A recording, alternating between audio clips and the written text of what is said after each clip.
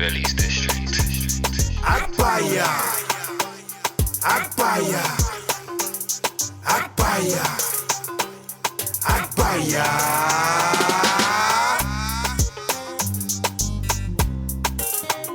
Chiefs, come on, live in the flesh. In the flesh, we are live. It's the Agbaya Show. Make sure you like and subscribe.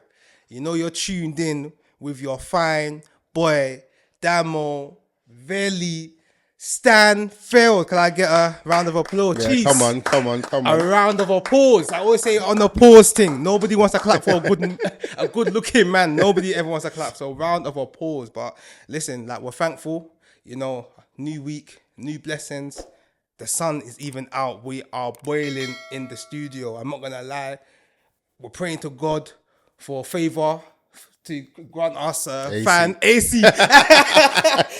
We need AC because we are boiling in here. But listen, the reason why we're even boiling because the convo we were having off camera, bro, it's even got my blood boiling to a point that I don't even know if I want to do this episode anymore. I want to go home and do crypto. That's how I feel right now because, like, without further ado, I got the pleasure to, announce and introduce Coach Debs, Coach Debodun.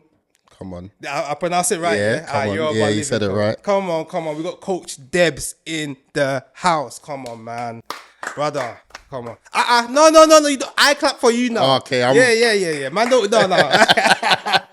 But, brother, thank you for coming on, man. How you feeling? It's been a while, bro. Yeah. Yeah. When I got the call, I said, you know what? How do we even know each other? So, we got to go there. Then you'll understand. Or I just like, yes, I'll do it. Jeez, my guy. And, like, you know what? It's a case of even, like, quick context for the people, them, me and Debodun went to the same school. But it's not even that. We went to the same school. Debs went to the same school as my older brother, Samuel. I came into school, they call me younger Samuel.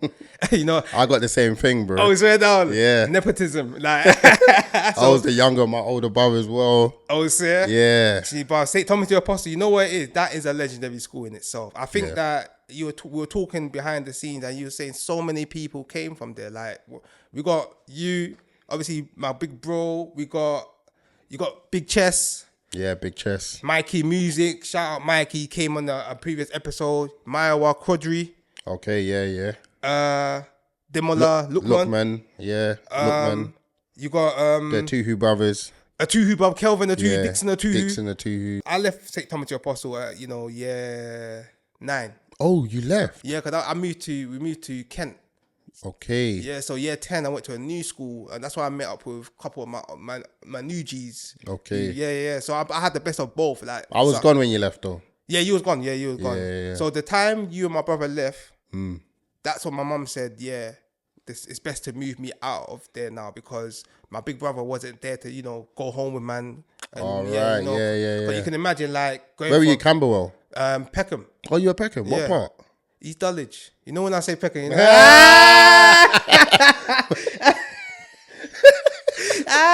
They're my quote. This is a real Peckham, brother. Like, which part? Man said East Dulwich. East Dulwich, bro. You know what? Yeah, I hear it because man used to kick ball there as well. Bro, I used to play football at William Penn. Then they called it the Charter School or something. Summers. It was East Dulwich. Brother, it's mad because every time I say to someone East Dulwich, they're like, so I have to say. Yeah, we can claim it still. Nunhead, East Dulwich. But still, obviously, like, to a Peckham man, Peckham is Peckham, East Dulwich is East Dulwich. Yeah. Like, Dulwich is even like the rich sides. Yeah, it's the Mayfair of South East London. You understand? But we thank God. So obviously that's a little context in how me and Debs knows each other. How many people from St. Thomas the Apostle have even blown up. Like, there's still even more to talk about. Yeah, there's more that I have probably not thought of. Trust me. Even Emma Carr. Yeah, Elite Sports Project. Bro, and you know what's crazy? Like, big him up. Yeah, it's the biggest. That's the biggest football agency in the UK right now. Has to be, man. Saka, Wolby, Eze. He literally has all the Avengers. You mentioned Todd Cantwell. Even Todd Cantwell back in the day. Yeah, they've done bits. So it's one of them ones. They need to stop. Like, what's the undermining the influence of South London. You know, we always hear about yeah. North London, East London. You need to understand what South London is doing for the community. Music, sport. Come on, everything. But obviously, Debs, thank you for coming on. Like that's I had to come up, bro. Your brother was in my actual class, right? So I think we even sat close to each other. So, and your context. So we were smart in school, right? Me and your brother, I'd say we're top 1 and 2 for a long time. Then others joined, but we were always the top 3 achievers. That's cold, right? In a year group. So I think I haven't spoke to your brother in a while, but that understanding is there. Do you understand? That understanding is there. Yeah. That mutual respect is there. Yeah. So yeah, it was an easy. Yeah, I'll do it because usually I don't do pods with people that are not in my community. Yes. But then there's some exceptions where it's like, yeah, South London, South. If you're from Peckham or East Dulwich, there's a little extra love that goes that way. Yeah, there's a little. Yeah, have to. Editor, edit that East Dulwich thing out. Don't let the man them expose. But no, obviously, thank you again. And obviously, before we move on, I don't want you to tell the people them, who you are, where you're from and what you do. Yeah, so Debodun Osekita, aka Coach Debs. For a long time, it was man like Debs, but we retired that one. We parked it. We leave that one at football. Jeez. Right? Coach, because over my lifetime so far, I've learned a lot. I've experienced a lot. And I've always been able to teach people things in a language that whoever's on the other side of the conversation, I try and understand how I can get through to them. Okay. So I understand how to break things down in a way that they can understand. Okay. So when I was young, it was homework. And then as I went through life, then it was careers. Yeah. It was how to get into uni. It was how to choose the A-level subjects. Yes. Then it was career coaching. And then working in investment banking. I was, there were not many black people there. So it was like a fly in the coconut ice cream. You just look around. You might see another fly, but it's like far away. And that fly is even screwing you. Yeah. So I realized I had a responsibility to get to where we are now. Yeah. You see now, black people get into these elite jobs, kind of, and they look around and there are other people at the interview there are other people when they start, it's completely different now compared to there at the entry level. Yeah. Not so much at the senior level, so there's work to do. So I knew that I had to look back. Even though I hadn't figured out where I was going, I realized one hand had to go back and one hand had to climb. Okay. Because what most people do is they use 2 hands to climb. Yeah. Because they're focused on getting to where they need to get to before they feel that they're qualified to help. The other's okay. Whereas some might just need help with a CV or cover letter. That's true. And that might not take up too much of your time. What will take up your time is the volume. But even if it's just one person, everyone can be a mentor. So I believe everyone can be a mentor. Jeez, you can go back. Dura. Because I just said name. What do you do and where you're from, fam? Like, I don't want you to give too much away. You know that you're giving away the gems. Yeah, right. From Peckham. From Peckham. I teach people how to invest. Come on, their money. Nah, bro, that is cold, man. Because like watching your content, been following you for a while before I even thought of trying to get you on. Like, so it's a case of I'm even honored, blessed to even have someone with the knowledge, intellect to teach the community to come on this show. Like, it's lit. And once again, thank you for coming on, because we got to move on to Agbaya of the week. And this one, I'm gonna let the clip roll because.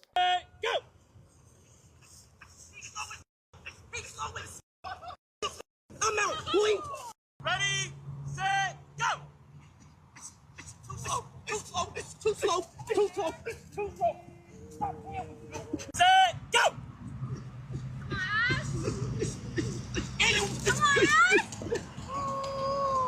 Go! Bye. Clear. You know one thing about when we grew up? When in those parties, we went to kids' parties now, yeah. Yeah. And they had age groups. You see? So when it came to even dancing, when you had to dance for a party bag and all of that, they say age 7 to 10. You see? Age 12 to 15. You know what? I forgot about this, you know. So all of these Because we don't do this anymore. They don't do it anymore. But it's a case of we had to put people in age groups to be able to, you understand, compete with each other. Why is this guy, Aston Hall, competing with this young boy Speed and thinking that he's going to be able to dominate him? I don't understand. Yeah, man. You have to stay in your... I watched the race. They raced even 3 times. 4 times. Brother! I just said to myself, yeah, bro, like, this is equivalent to when you're in the end, yeah, and you're still thinking that you can chief up the young boys, and they just punch you up. And you just go home and you're just like, bro, like, black eye, you're trying to scheme on a 15-year-old. You're 19, you should be doing your dissertation. It's a crazy one, but what's your thoughts on it? I feel like from one side, it's good content, got the people talking. Maybe that was the original aim, but yeah, sometimes you have to leave the football before the football leaves you. The running before the running leaves you. You need to know, because yes, you can get good content, but now it's embarrassing. It's embarrassing, man. And I'll say to, like, he's been doing so well before that. You know, with the whole weekend about 3 a.m. I've never got it. I've never understood it. You put ice in your face at that time. It's one of those ones, yeah. It's like now everybody's sort of questioning now, you are just a clout chaser now. Because possibly, I'm not trying to diminish. I don't think that man there care. Do they care? They are very shameless. You know what? what? Content creators, yeah. Shame is their currency. Brother. Look at Speed himself. On a respectable thing. Not watching, I'm not trying to say he's a bad influence. Yeah. Do what you want to do. Well done to you. But I want to let my children know that, listen, let him be a content creator. We need plumbers. We need dentists. Not saying my son's going to be a plumber, but but we need all these other fields of work. Don't just give in to the content creation because you see it's the most popular thing right now. You see what I'm trying to say? Obviously, we got another man, Aston Hall. I think he used to be a athlete as well, American footballer. Okay. I think so. That's why he's so big and whatnot. He's not just big out of no reason. Like, I would like to think that. But it's a case of, you can see that he's even built himself up to a certain standard before he started going into the content creation and realizing it's working. Yeah. You see? So, like he said, it's possibly, you know, embarrassed him, but like they're shameless for their brand publicity. Any publicity is good publicity to them. Yeah. But we come from households, you know, where we use the term Agbaya. You understand? Yeah. You understand? Because, and sometimes that sort of stuff puts us in check. It's a gift and a curse. It's basically saying big for nothing. That's literally what it means. Basically, big for nothing. And it's like, we saw it in that situation. Like, man is running, the way you just tripped up. You started lying that you won. You said you recounted 4 times. 4 times lost. is nasty work. It's a nasty work, bro. So it's a case of now, maybe Ashton Hall should go back to read his books. Maybe we still need It just goes back to ice water.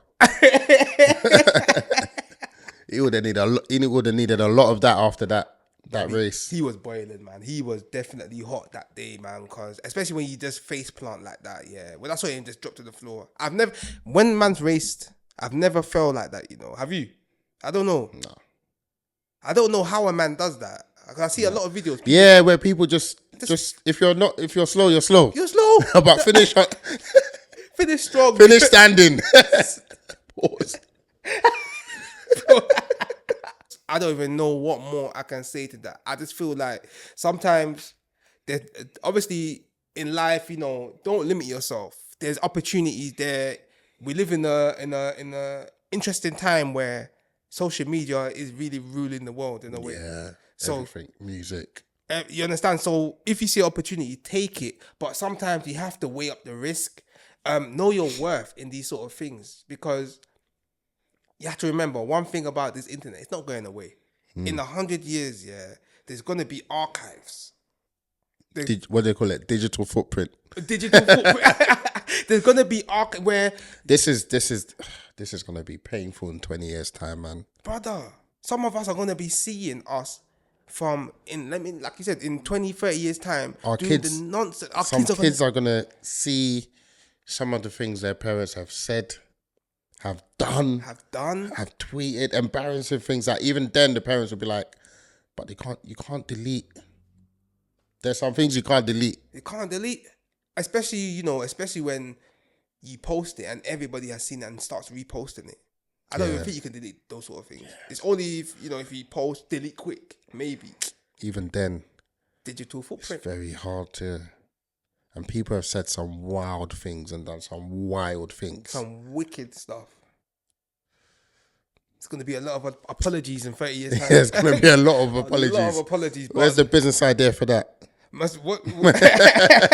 might as well put an idea, maybe a app where, apology app. Yeah, apology app. Anonymous apologies. Yeah. We might as well do it now, because the stocks will go up if we if people invest. Definitely some sort of play there. But listen, Ashton Hall, you are the Agbaya of the week. Agbaya. Back in school, I don't remember when I used to play football. Yeah. It was almost like an objective of mine to be able to have the keys to play with any year group. You had the ball.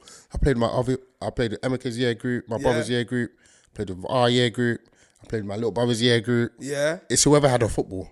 And that was it. So I was networking my way into I think I call it reverse mentoring as well on the mentoring side. So now I talk to a lot of university students. Yeah. Like even today, I went to the 32 Borough Cup, which Bobby Kasanga does. And, big up Bobby, man. We went primary school together. Oh, swear down. Yeah. Bro, he did some big thing. Like, and his brother went stack. Swear? He was in my brother's year. Oh, swear. Yeah. Yeah. Mad. So the Saturday is collect your kit and financial literacy. So I gave them a talk. Yeah. But after, some of the 15-year-olds came to ask me questions. Yeah. And there's a kid there like, I started investing in the S&P 500 2 years ago. I'm like, you're 15. What do you mean 2 years ago? He was 13 then. Yeah. But if that's year 8, I said, with what money? He said, his pocket money. I said, do your parents invest as well? He's like, no. How do you even hear about it?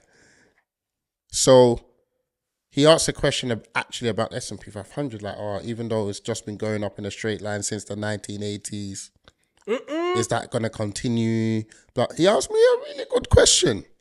And I was like, well, okay. Yeah. Usually it's, I did crypto or something more get rich quick, like a penny stock or... Yeah. He asked me a good question, bro. So what that does for me is it lets me know them man are ready. Yes. And some of them men are already active. And that's what reverse mentoring does. It's having conversation. Do you know about this 6-7 thing? No, but tell us. Right. Jeez. No, but I can't. Debs is messing up the flow of this show, fam. There's too much. There's too much. I don't even know if I want to do the quiz time anymore, because when man said about the 6-7. Nah, it's a quick thing. So there's this whole thing in schools now. Okay. Where maybe they might trick the teacher into, miss, what's 30 plus 37? And then she will say 67. Then they'll react 6, 7. And then, okay. But if you don't chat to the young, you won't even know that's a thing. It's crazy. So I see a tweet the other day referencing it. A teacher saying, my students tricked me into saying this and they got me. Now, some people won't understand that tweet. It's a bit like adolescence. Yeah. That red pill, blue pill stuff. Yeah.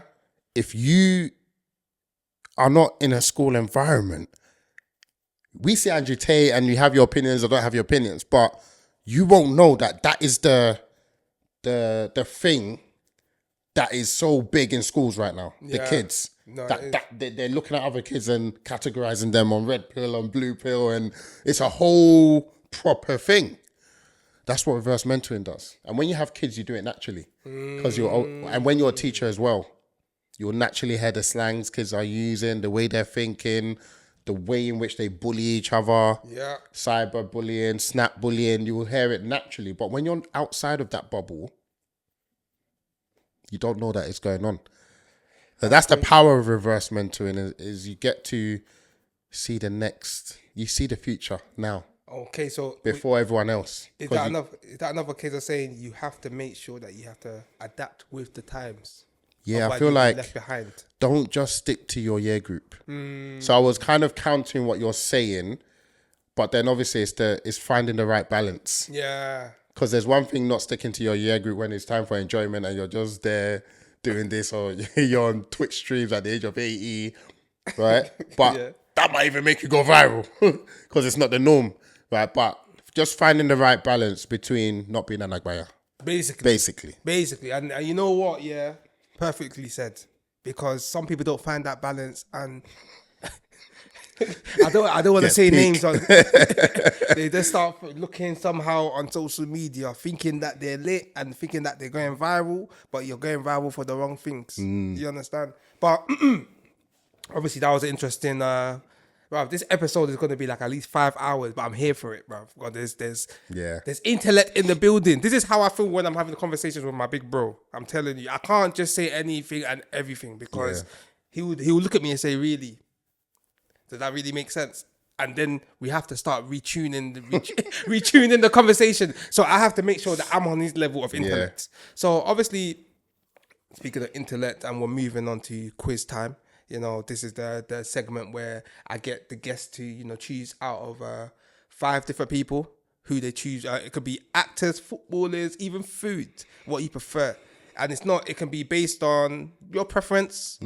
It's not just a narrow-minded preference in terms of they look better or whatnot. It's what you actually prefer in them. So, are we ready? Yeah. Let's go for it, man. The first one, because we're Yoruba boys, Debodun Aderayo. So, my first question: Eba or Pande Jam? Oh, come on, man. What are we saying? What kind of question is that? Nah, it's a big question. It's an important. Is that a natural thing where people pick Eba by mistake or mistake? Do people say Eba? Bro, I was waiting for you to say Eba. People say Eba. Yeah, Eba goes off. Maybe Igbo people. No. Because they like their yellow Gary. But even then, they know what I'm going with. What, Pande Jam goes off what me, but Eba F4 Rio. That's even the worst combination. Editor. Insert something in this one. Nah, you're violating. You're not choosing Eba over Pande Jam? Even when I do eat Eba, it has to be jaw soup. Seriously? F was bottom of the pile for Eba, but then top of the pile for pounded yam. Eba is like... What you say, struggle food? It's struggle food. I mean, struggling. I eat it. Yeah. Right? But it's not like... I would never buy it at a restaurant. No. Never. I would never... What? I would never buy Eba at a restaurant. No. You're violating now. No, I make the Eba at home. No. You're violating. You're violating. Bro, I won't. You know why you're violating? Why? Because if you're gonna pick Eba over pounded yam, then you would pick it at a restaurant. You better pick it. You better stay on that ship when you go Enish. But I wouldn't. I don't even buy Ian at a restaurant either. I do sometimes, and it slaps. Even Amala is ahead of Eba. Nah, you know Amala. But good. You see Amala, it can be bad. No, it can be good. Listen. When it's bad, it's really bad. Yeah. But when it's good, it's emotional. But when the Amala is good, that's when it's even emotional. Abula. It's even Abula, not even Amala. It can even talk to pounded yam. When it is good, Abula. Yeah. When it's good, they can sit at the same table. But Eba is on the next shelf down. Brother, listen, but when you say you're going with Pande Jam, yeah? Yeah. Okay, all right. Yeah, come on, man. I'm an Ikiti man. Jeez, come on. Yeah. The next one we're going for, yeah. Next question. All right.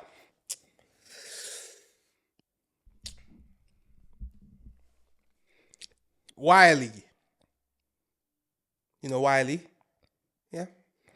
Wiley or Wretch 32? Yeah, Wiley, man. Yeah? Yeah, Wiley, man. Explain. Wiley. Tell us. Do you know what? First mover advantage. Mm, You see the age in which you start listening to someone. yeah. The age at which you start listening to someone, I think it cements it in your heart early before the rest come. Yeah.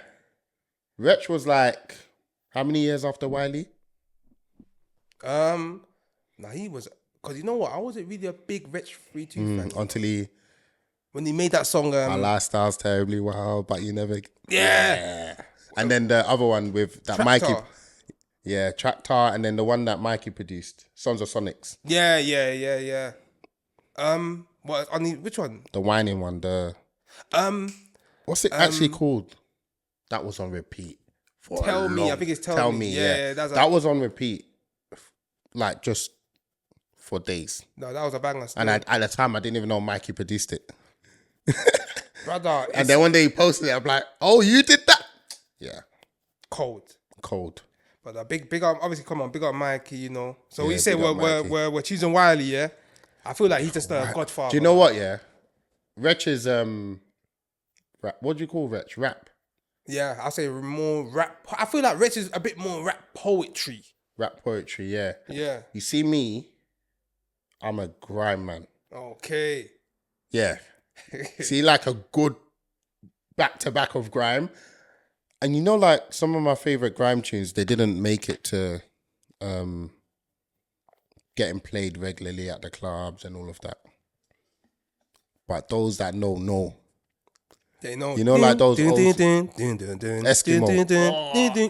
Eskimo was my ringtone in Stack Bruh. and college. All the different Eskimos.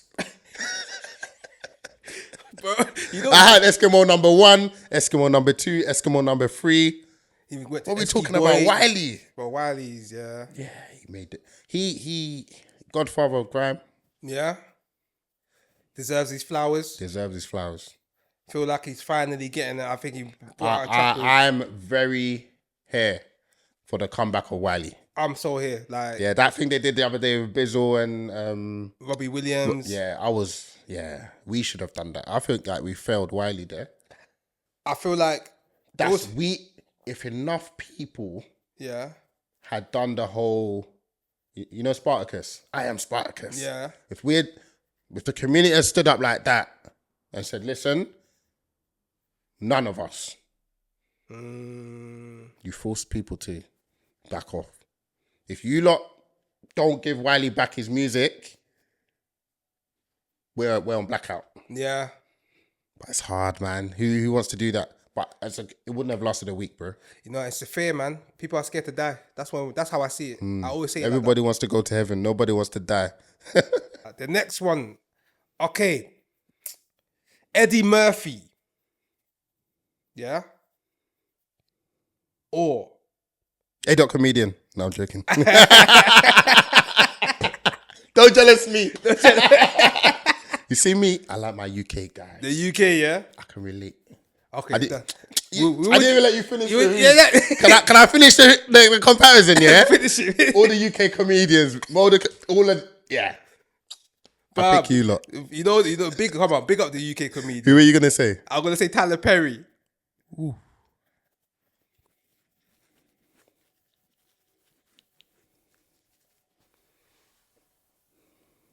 Can I make a very embarrassing admission? Go on. I don't really watch Tyler Perry stuff. Like and subscribe, me neither. I just throw that in there just Bruv, tell me to name one Tyler Perry movie, bro. I've never been for Tyler Perry still. I've never watched it. And do you know why? I feel like when his films were popping off, I was in a stage of my life where I wasn't really watching. You know those films that you have to do too much VPN and they have to do too much to get? I didn't have the time for them, bro. Yeah. I was playing football, going cinema. Like I just didn't have the time where that period, I think I finished uni. Okay. So I was working and then playing football and then just being outside, going to live events outside. I wasn't really at home watching movies. You see, yeah. So I feel like I missed the era. And then when you're behind, it's like... It's with Tyler Perry, like, respect to him, you know, he built himself up, but I think it's just a case of the whole Diary of a Mad Black Woman, all these sort of things. Like, So my understanding of Tyler Perry is the tweets I've seen online, what people say about him. Yeah. That's built up my understanding of his movies and who he is and stuff has been from what I've seen on social media. Yeah. But I haven't actually sat down and watched the Tyler Perry. But there was one the other day I almost watched, though. Which one? There's a new show on Netflix. The one I watched. It begins with S. Nah. You need to watch Why Did I Get Married? That's the only, I think, obviously I had a girlfriend at the time and I watched, that's the craziest film I've seen from Tyler Perry. Obviously he's got crazier films, but when I saw that, I was just like, this ain't bad, but this is wild. But then I just said to myself, why is this guy always painting our community in this light? Don't get me wrong. Or what are you saying, industry plant? Industry plant. Oh, you think so? Bro, I wouldn't say industry plant, but it's like, obviously, don't get me wrong, he's illustrating, you know, some of the realities of what black women go through. But I would like to believe that not every black woman goes through that. See, now I want to watch it. Huh? Do you know what? I need someone just to tell me 3 films to watch, and I will watch it. But you know when you're starting from zero, it's just like... The one I watch... Who's going to put me onto like, what should I start with? People them, just let to him... get the Tyler Perry thing. Let him know. In the comments below, tell him. Tell Debs what to watch. I'll go and check them out. But the it only must one... be on Netflix or something now. Or is it still VPN and these still stars? I don't want to say it because, you know, the brands are watching us. They will sue us. But you know what? Obviously, Why Did I Get Married was a good film to watch. Like, that's probably the best Tyler Perry film I've watched. But when it comes to him where, you know the whole dressing as a woman thing, like, respectfully to each of their he's like, most of these films, he does all the dressing. He's basically the black woman dressing, Medea. Oh, so you know how, let's say Eddie Murphy does that as well. But Eddie Murphy, Norbit, Nutty Professor. I've watched a lot of Eddie Murphy films. You wouldn't say that. Trading Places. Come on, man. That's my... You see, but then it's like with him compared to Tyler Perry now, Eddie Murphy is it looks like it's more comedy. You know, Hercules, those sort of stuff is jokes. But with Tyler Perry, it comes like he's really in the... Mocking it a bit. And he's in the moment of a black woman. So what's the general consensus view about Tyler Perry for black women? They think what you've seen on social. I think they think he's amazing. Oh, I feel like some of them think he's creative, but at the same time, they feel like enough is enough. Like, stop painting us in this light. You know, he basically paints black women as, you know, crazy, aggressive, all those stereotypes. Oh, right. Vulnerable, all of these sort of things. And it's like, don't get me wrong, women can be vulnerable, but like, come on, man. Like, he's made a whole catalogue of Medea. All right. But obviously, we're sidetracking. Eddie Murphy or Tyler Perry? Eddie Murphy, come on, man. Like, that one, we just locked that one back in there. Next one now, we're going to UK. Adult comedian. Or Tom Mucci. Man like pleaser. Ooh.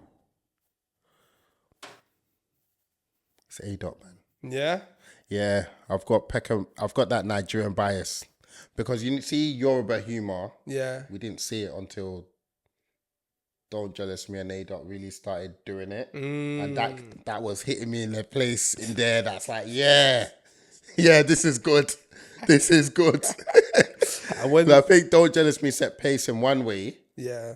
And then A-Dot came in a different angle. Yeah.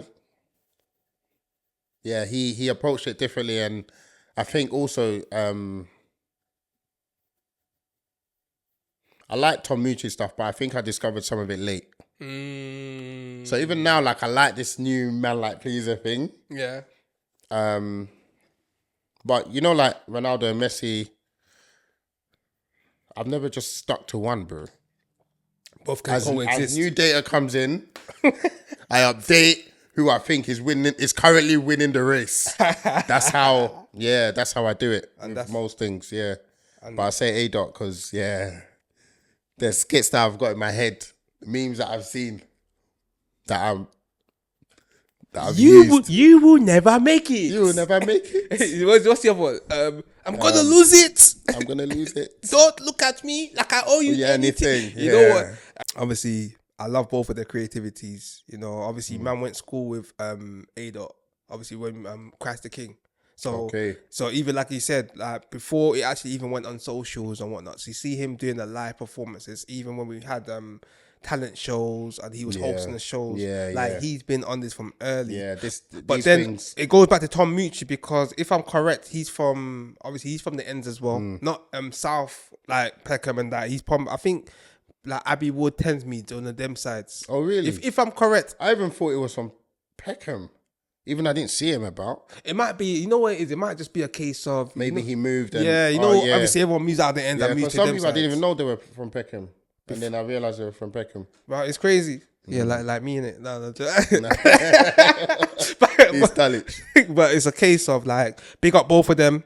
I think you know what they're both doing for the community, and in terms of even bringing the younger generation of comedians up. Because we got young boys coming up and doing their thing, and they showed how you can pivot. Yeah, like A Dot went from comedy to wedding hosting using that comedy. Yeah, right, as another source of income. So you didn't just have to be funny and be on stage cracking jokes at a show. You could use that same skill set in a different environment and get paid well. And I like to see that, especially when I think that group, they're first movers in that niche. They were first movers. Definitely first movers. Obviously, you've got your Richard Blackwoods, your Eddie Caddies. But I feel like that I still put them all in one group of that 10-year stretch, right? No, they did well, man. Definitely. Because you know when you go into careers where we all know that there would have been a battle at home. Yeah. Yeah, and you've made it work. I think I got a lot of respect for that. And it's one of them ones, bro. I don't even. Not more said, no more said. Like, I gotta respect it, man. Gotta respect it. The next one, this is the fourth one now. We're just enjoying ourselves here. The next one is Miss Dynamite or Alicia Dixon.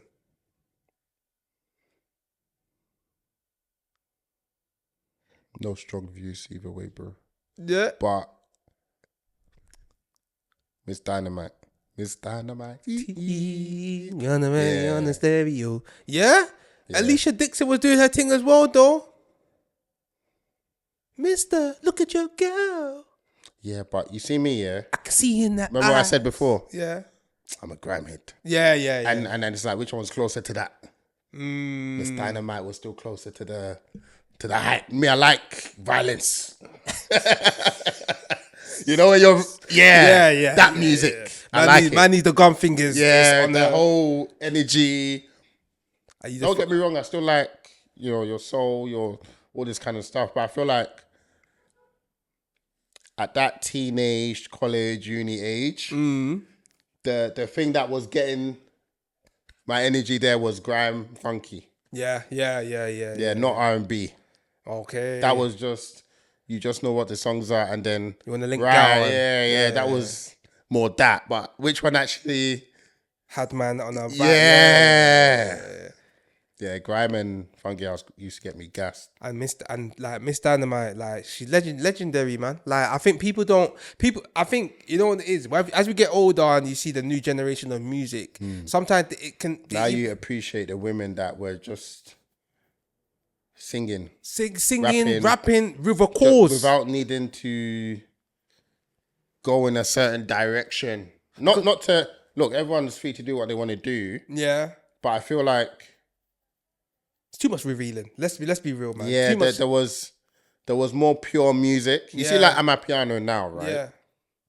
Well, I don't understand what they're saying, but there's nothing too X-rated. Amapiano, you don't think so? In a way, unless you understand. But I think the default vibe is Oh yeah, nigga. Do you know what you're singing? No, bro, No, but but there's the beat. You're there really for the beat, the vibe, the it's all, dancing. but let me tell you, it's when you go to one of those piano dances that you see girls with big yas, big bust, No, and they're just but dancing. that's the and audience. everything's revealing. No, but that's the audience's dancing to the music. You haven't seen the DJs. Some DJs. No, I've seen the DJs. And they're just doing this. But what I'm saying, yeah, audio, Okay. the Fair. music, Okay, fair. right? Because you can dance like that to anything. For I've sure, seen Nyash shaking left, right, center to grime. grime. Especially if you're from South.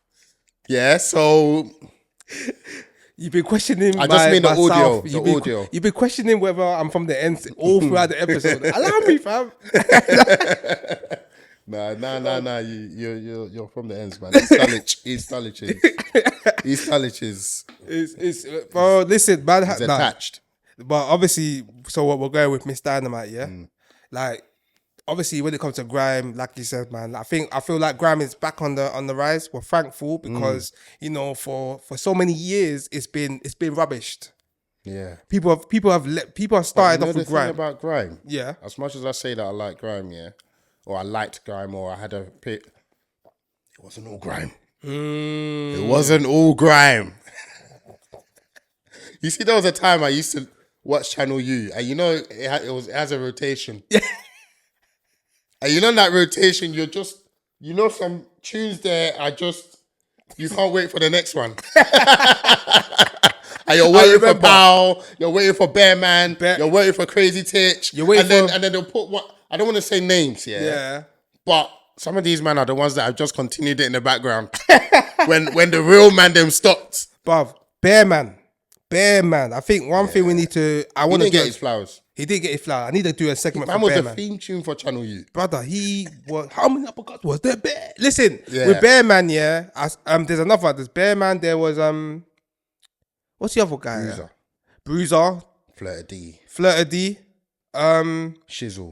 Shizzle. Elman. Shizzle didn't get his flowers. These man did man just vanished. I don't think did Doctor get his flowers. I don't know. But I used to categorize everyone. You see here, standing in one corner,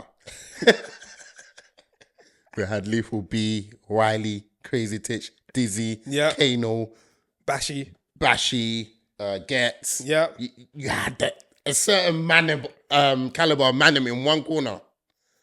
And Bearman, and then like, and even D-Double. Yeah. And then you had like what I call your midfielders. Still important, right? What? Florian Wirtz. Then you had your midfielders. Man that kept the scene going. Yeah. That you needed, that you saw their name when they had them 10 MC. You know them ones, Road Man G. They came up somewhere along the... What's that song? Remember Southside, Nicky S and... Yeah. Roadside G's. There was a couple, there's a couple man, not in Roadside G's, what's that? Southside.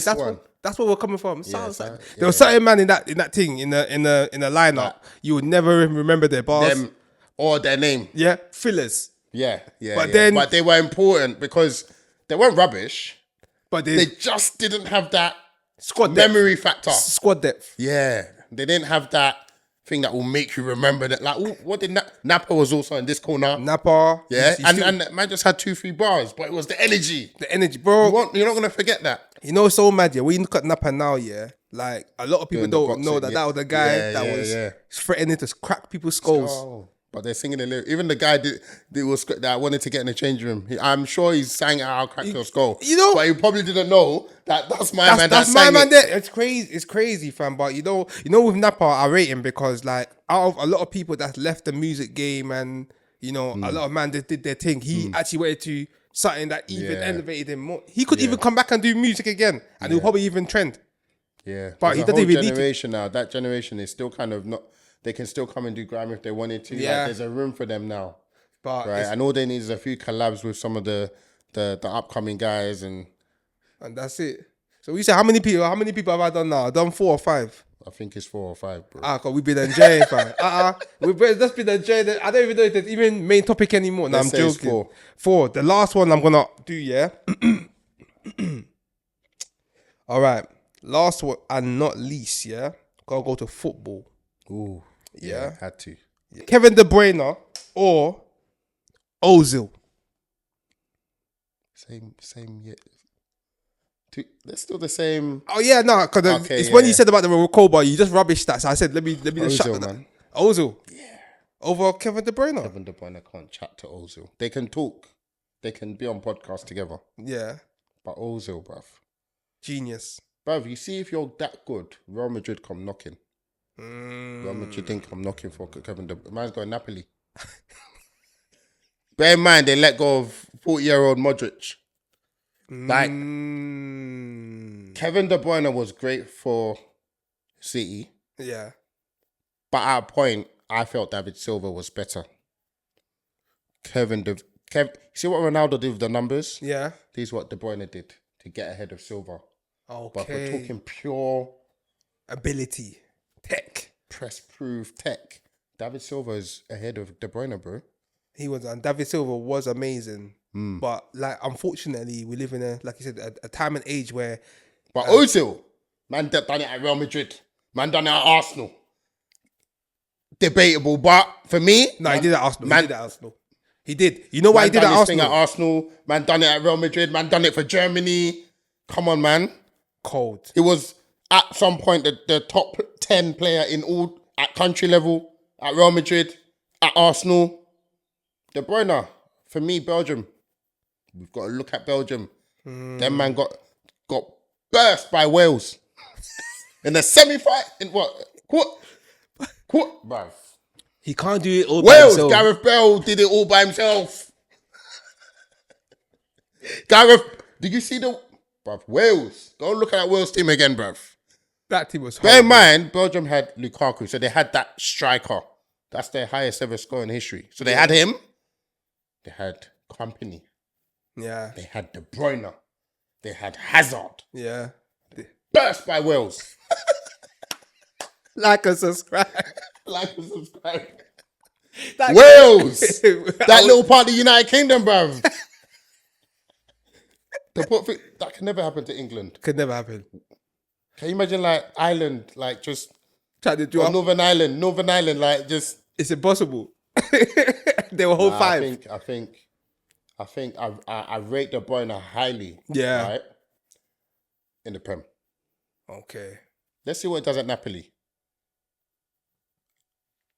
He ain't gonna win he's not gonna do what McTominay did. You don't think so? See, football's funny, you know. It's a funny game. No, Paul Pogba never won that award. Prime Pogba at Juventus never won MVP. And McTominay won it. See, football, it's about in that one season. Yeah. Can you be instrumental to your team winning the league and be the best player in the league? The best. Yeah. The best, number one. And bruv, there's no arguments. I don't think there's a single person in Serie A questioning McTominay's MVP. And bear in mind, there's a player that over here in the UK, we were saying some hate, some like. Yeah. But there's some things you can't argue with, bruv. Quality player. Man's going overhead. Bro, when I saw that Man's going overhead kick in the most decisive goal to win the league. Big game. That's cold. He's scoring his best goal of the season. Big game, under pressure. Come on, man. Are you a United fan? Yeah. How do you feel about that? I was happy for him. But I always liked McTominay. Liked, not rated. Liked. You see, for me, context is important. Yeah. At United, Mourinho drops Pogba. Pulls an academy player to play, probably a bit out of position, right? Misprofiled a little bit. And he done a job. Bruv, I was vexed because I like Pogba. How can you, Mourinho, do this? Who is this McTominay guy? No one knows. He's dead player from the academy. And bruv, you know when you're hate watching? Yeah. Day one. I wanted him to flop so badly so I can say, bring back Pogba. Right. But I was silent for like 5 games. And then that's why I was like, do you know what? Fair play. And then fair play turned to, man is winning man of the matches, bruv. He wasn't consistent. Yeah. But there were a number of games for Man United where McTominay won a man of the match. He had a lot of man of the matches awards for Man United. And I'll be so real with you, Debs, yeah? When I saw that, I used to sit there and say, you know what?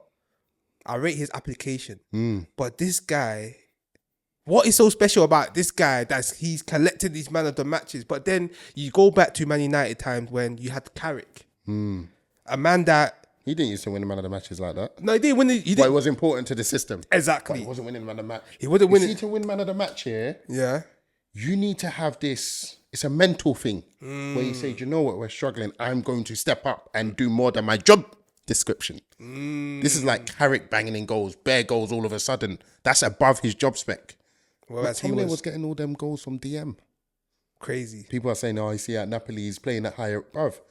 The season before he left United, he wasn't playing high up. He was still our top scorer after most of the season. It's crazy.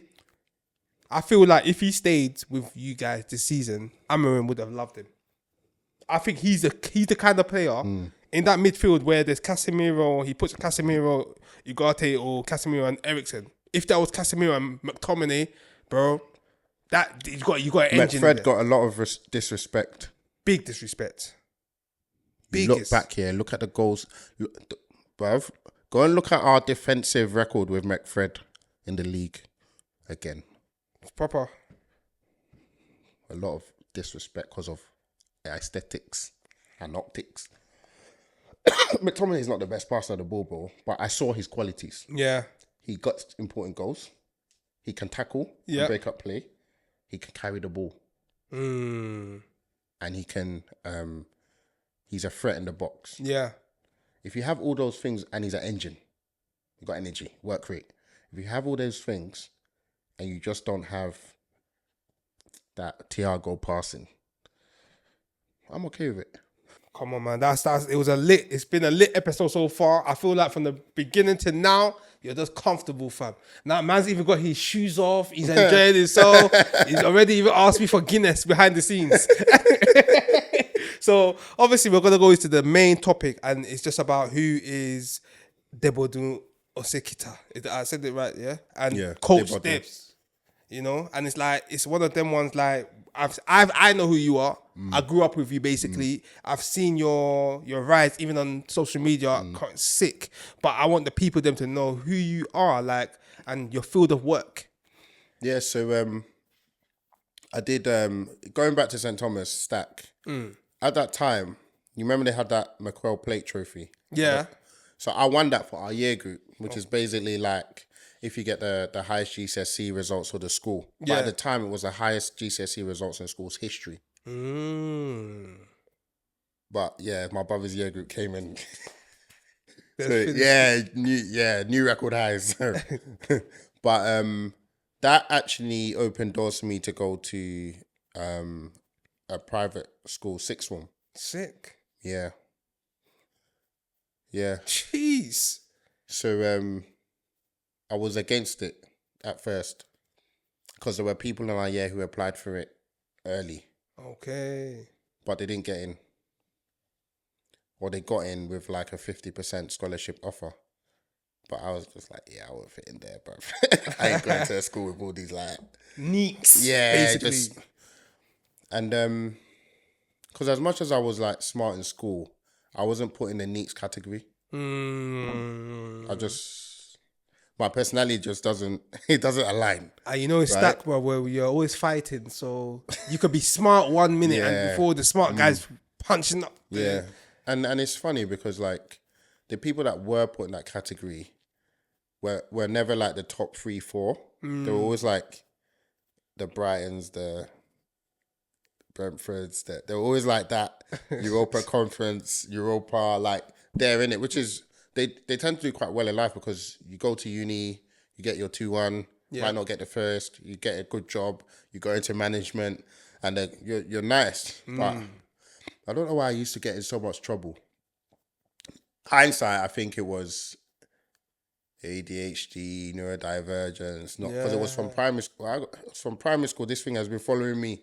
Bro. So now I look back at it, I said, maybe there was just, it can't just be I was a bad boy or I was, there must have been more to it, the way my brain was processing. Maybe I was getting tired or losing concentration and my brain is going into play mode and stuff like that.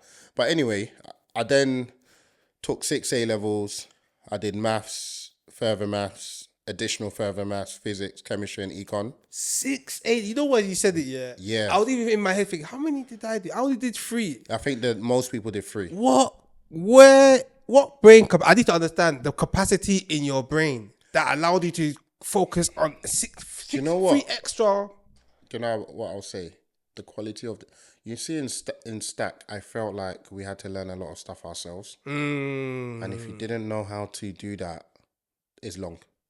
Very long. Right? So maths is one of those subjects where if you're good at it, revision is not time consuming. Okay. You're not reading essays like history and all these other subjects. It's just you learn how to do the calculation and do it in all the different ways they could ask you. Yeah. You can even learn from the mark schemes a bit and just, right.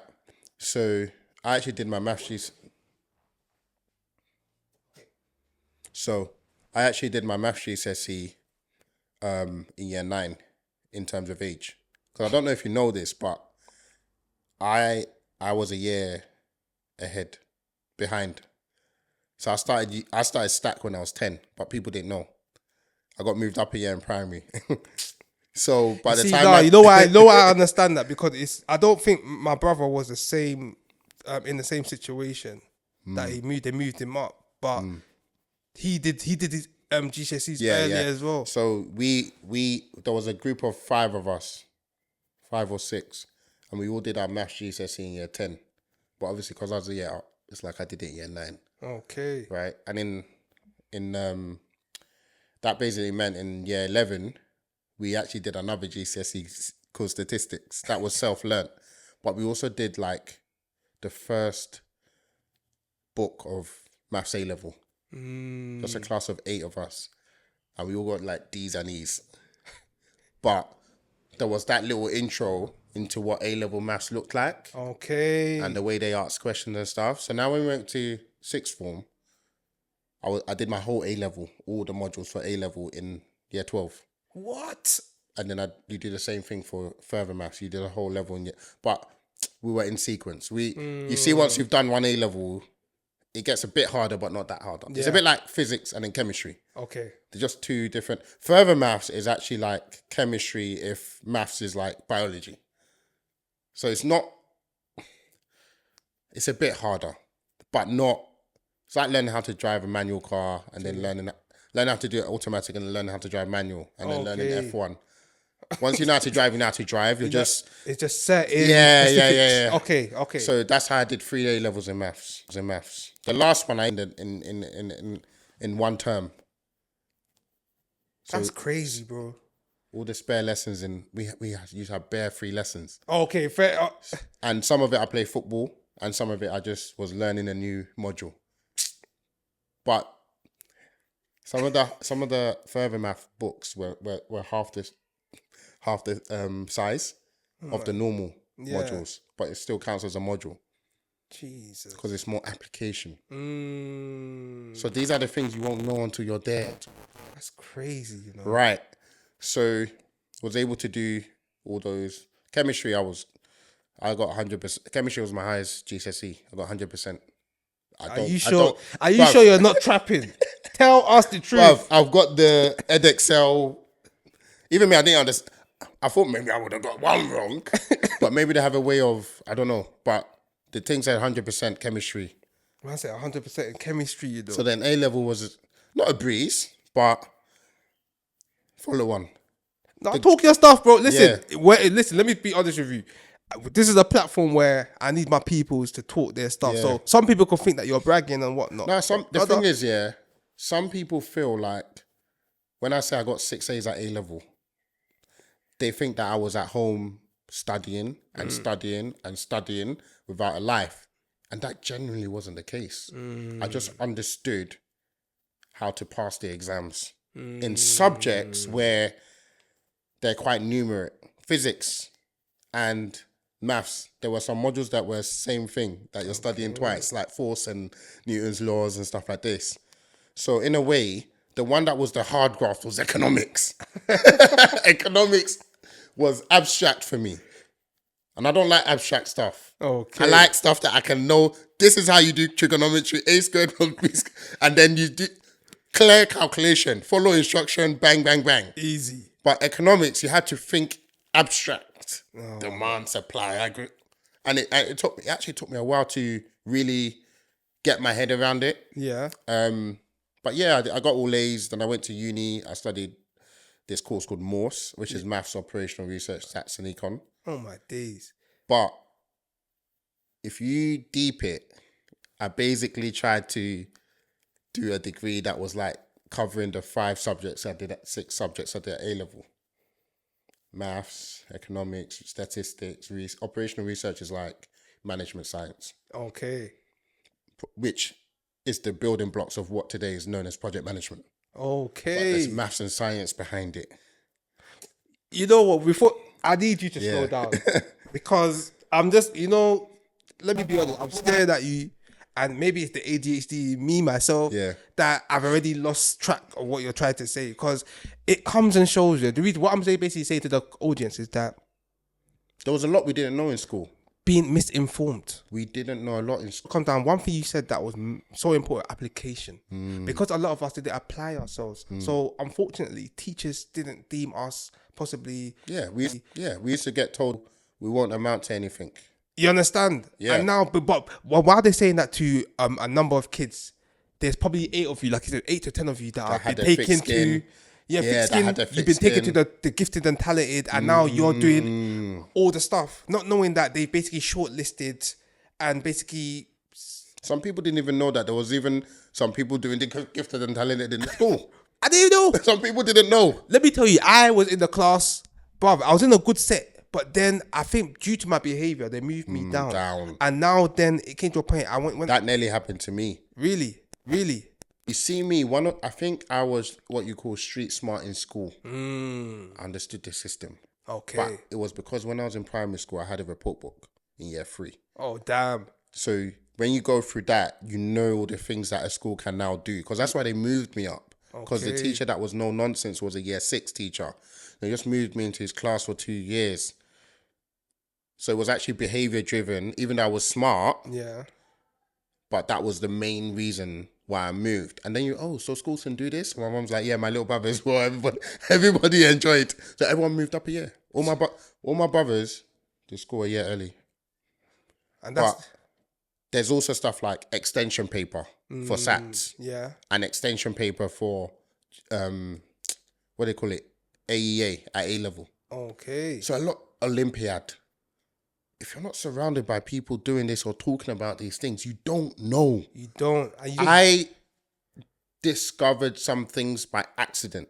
So the only reason I did additional further maths is I saw one Jewish brother doing it. I said, what's that? What are you studying there, bro? He's like, yeah, I flicked through the book, bro. This thing, even some of the modules look easier than even the... I was like, yeah, I'll have some of that then. Sign me up. I went and I signed up for it. And that's it. And I done it. You just got, one thing I want to say, another key thing you mentioned, your parents. Listen. We need to understand. My mum was a teacher of science. So my mum's working in a school now. I think the first 3 schools my mum worked in, it was double science. Okay. Then she moved to another school where there was something called triple science. So that information then came. My mum was like, why don't you do triple science in your school? I'm like, what's triple science? So now I'm reversing engineering, going online, going to my teachers in school saying, I'm the one that started triple science in St. Thomas the Apostle, bro. Oh, swear. Yeah. Jeez. So that is the one thing that I remember we used to do a class after school. I said, Miss, I want to do triple science. We don't do that here. We better start doing it here. You better enter me. Hey. Yeah. Hey. We'll buy the textbooks. And so they say, okay, it can't just be you. All right, cool. Whoever, put it out there. So they took 6 of us. And they gave us bought the textbooks for us. And we started learning triple science. So instead of having double science, you do 3 separate sciences. Sick. So if you flop one, you can still do well in the other 2. Whereas we were doing double science as a default with no even knowledge that there was anything else out there. So, you know what? Knowing that you was basically sort of like the pioneer behind a lot of these sort of things in secondary school. Even the scholarships. The scholarships now. The school now after me, Yeah. every year was they were getting 4 scholarship places every year. Okay. For like 4 years, and someone messed up the dance. I don't know who. It just means that the teacher that's meant to reach out and just continue it probably didn't send an email. Okay. But so yeah, I'll be sorry to cut you off. So because I want to sort of try and link it with you coming into the investment crypto, because I feel like, because it sort of feels like as you were pioneering this from focusing on education basically started putting me like. Education got me into the 6th form private school on scholarship. Being there, you're surrounded by people talking about different careers. Doing well there got me into uni. Being at that uni, everyone's talking about the same type of career. So the education was opening more and more doors that I wouldn't otherwise have known about. So then I got the interest in it. And then from there, now I know what this is, and these companies are coming to your uni doing presentations. Now you're applying. So also, there was a scheme called the brokerage. Okay. Yeah. So this company, great company, what they do is they try and do this whole diversity thing. So they go into inner city schools, SFX, Christ the King, Haberdashers, and if you want to get into the city, they will try and find you work experience in the city. Okay. But again, it's kind of means tested. So they will try and take the top. Not just the top, but the top 30, 40. There was a lot of, and then you go through interview practice, CV practice, and then some of you will get the internship, some of you wouldn't. That was my first step into HSBC, Canary Wharf. I was working in trading support, the support of the trading floor. But then you see all the trays, how it gets booked, the back office systems. Yeah. And then they took me to the trading floor. And this is the summer when my A-levels come out. I was in the Evening Standard. So people were going Canary Wharf, reading it, seeing my face. It ain't that kid, that black kid. You know when you're the only black kid, you stand out. You definitely stand out. I had a whole 2-page spread in the Evening Standard. Jeez. The boss next day is like, yeah, you're not doing no photocopying anymore. I told this photocopying story on one pod, yeah. So, bruv, I was in Eltham at the time. And I was taking 3 buses to Canary Wharf to save on travel. You know when you come from... Yeah. You don't care. You don't... It's not like now Uber. People just taking Uber and line back. But back then, a travel card was probably still £5. But EMA is finished now, yeah? Because it's a summer. It's a summer between... So EMA is done now. Yeah. I think I was... Bruv, in hindsight, now I know I was making like $3,000 a month. But I was still in poverty mindset. So, bruv, summer, hot, man's on the bus, bruv.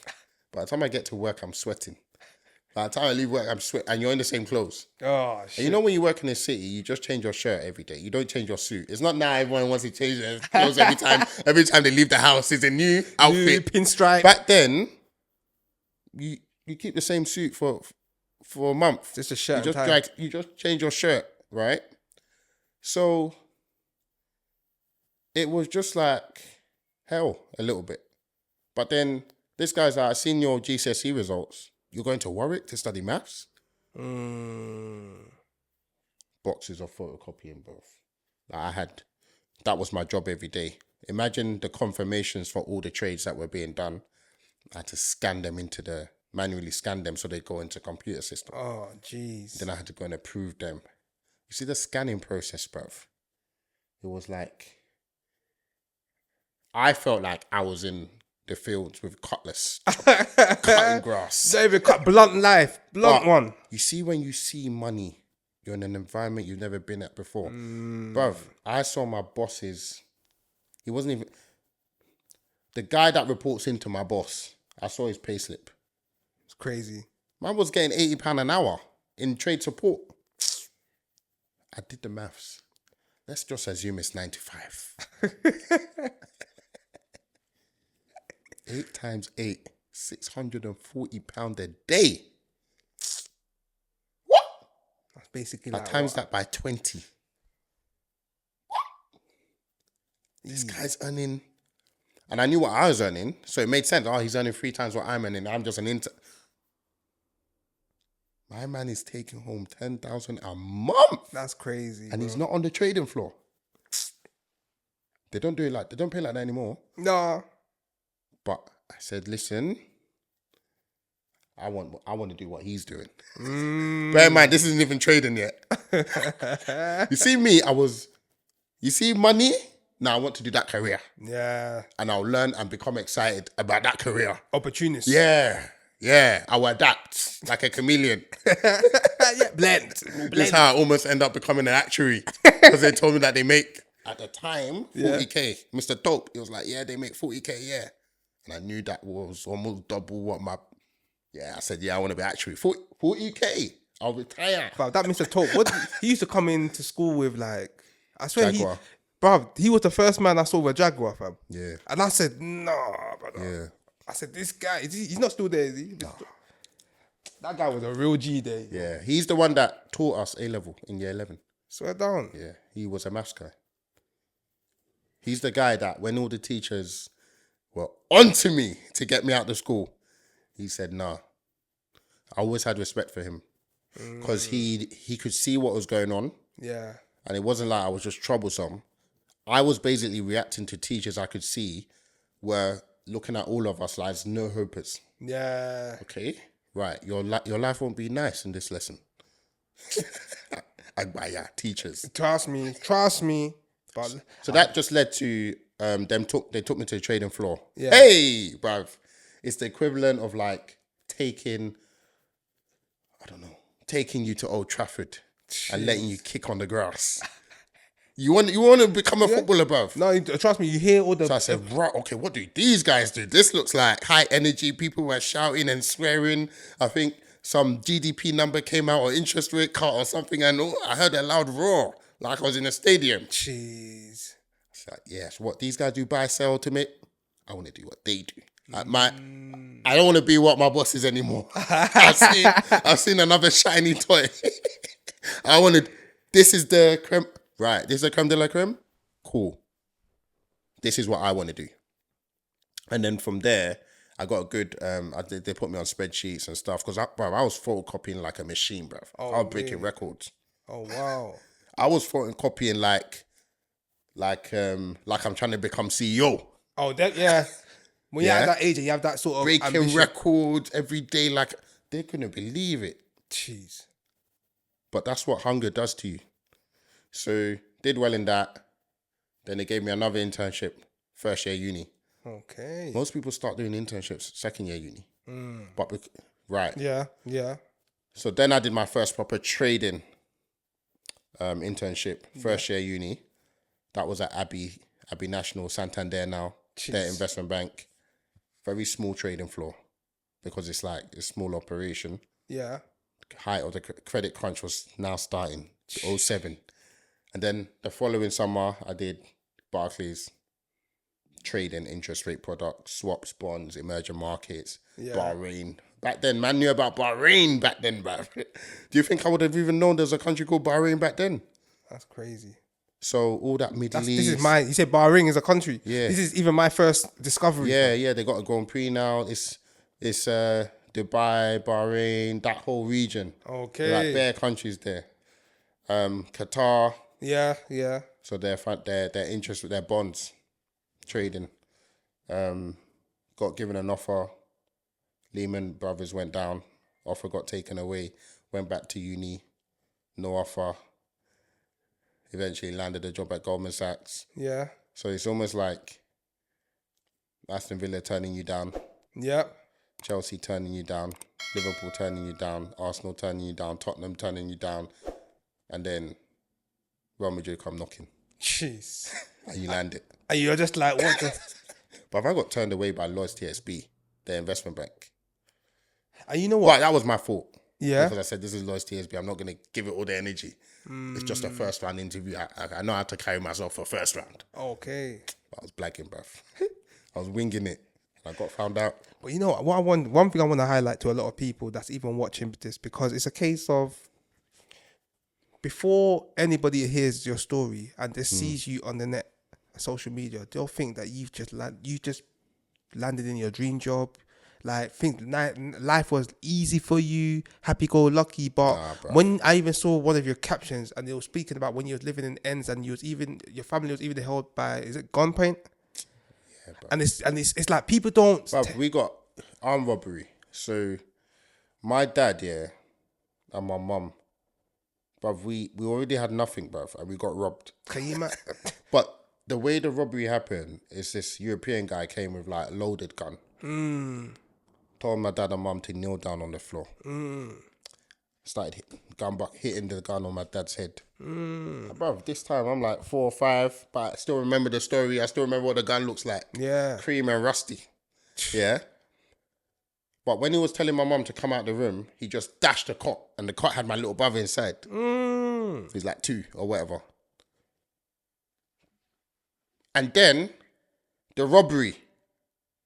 Imagine like someone comes in here with a gun and they tell you to take your shoes off. And this is like 2nd floor. You're now the one carrying this TV, unplugging it and carrying it into a taxi. Can you imagine? Coming back upstairs now, taking the radio. Coming back upstairs, packing the clock. Bruv, put computer.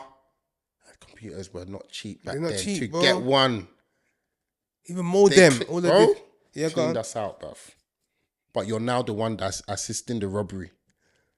That's crazy, fam. Yeah, it was one of the most traumatic things. But you see, when you're young and you don't deep it like that.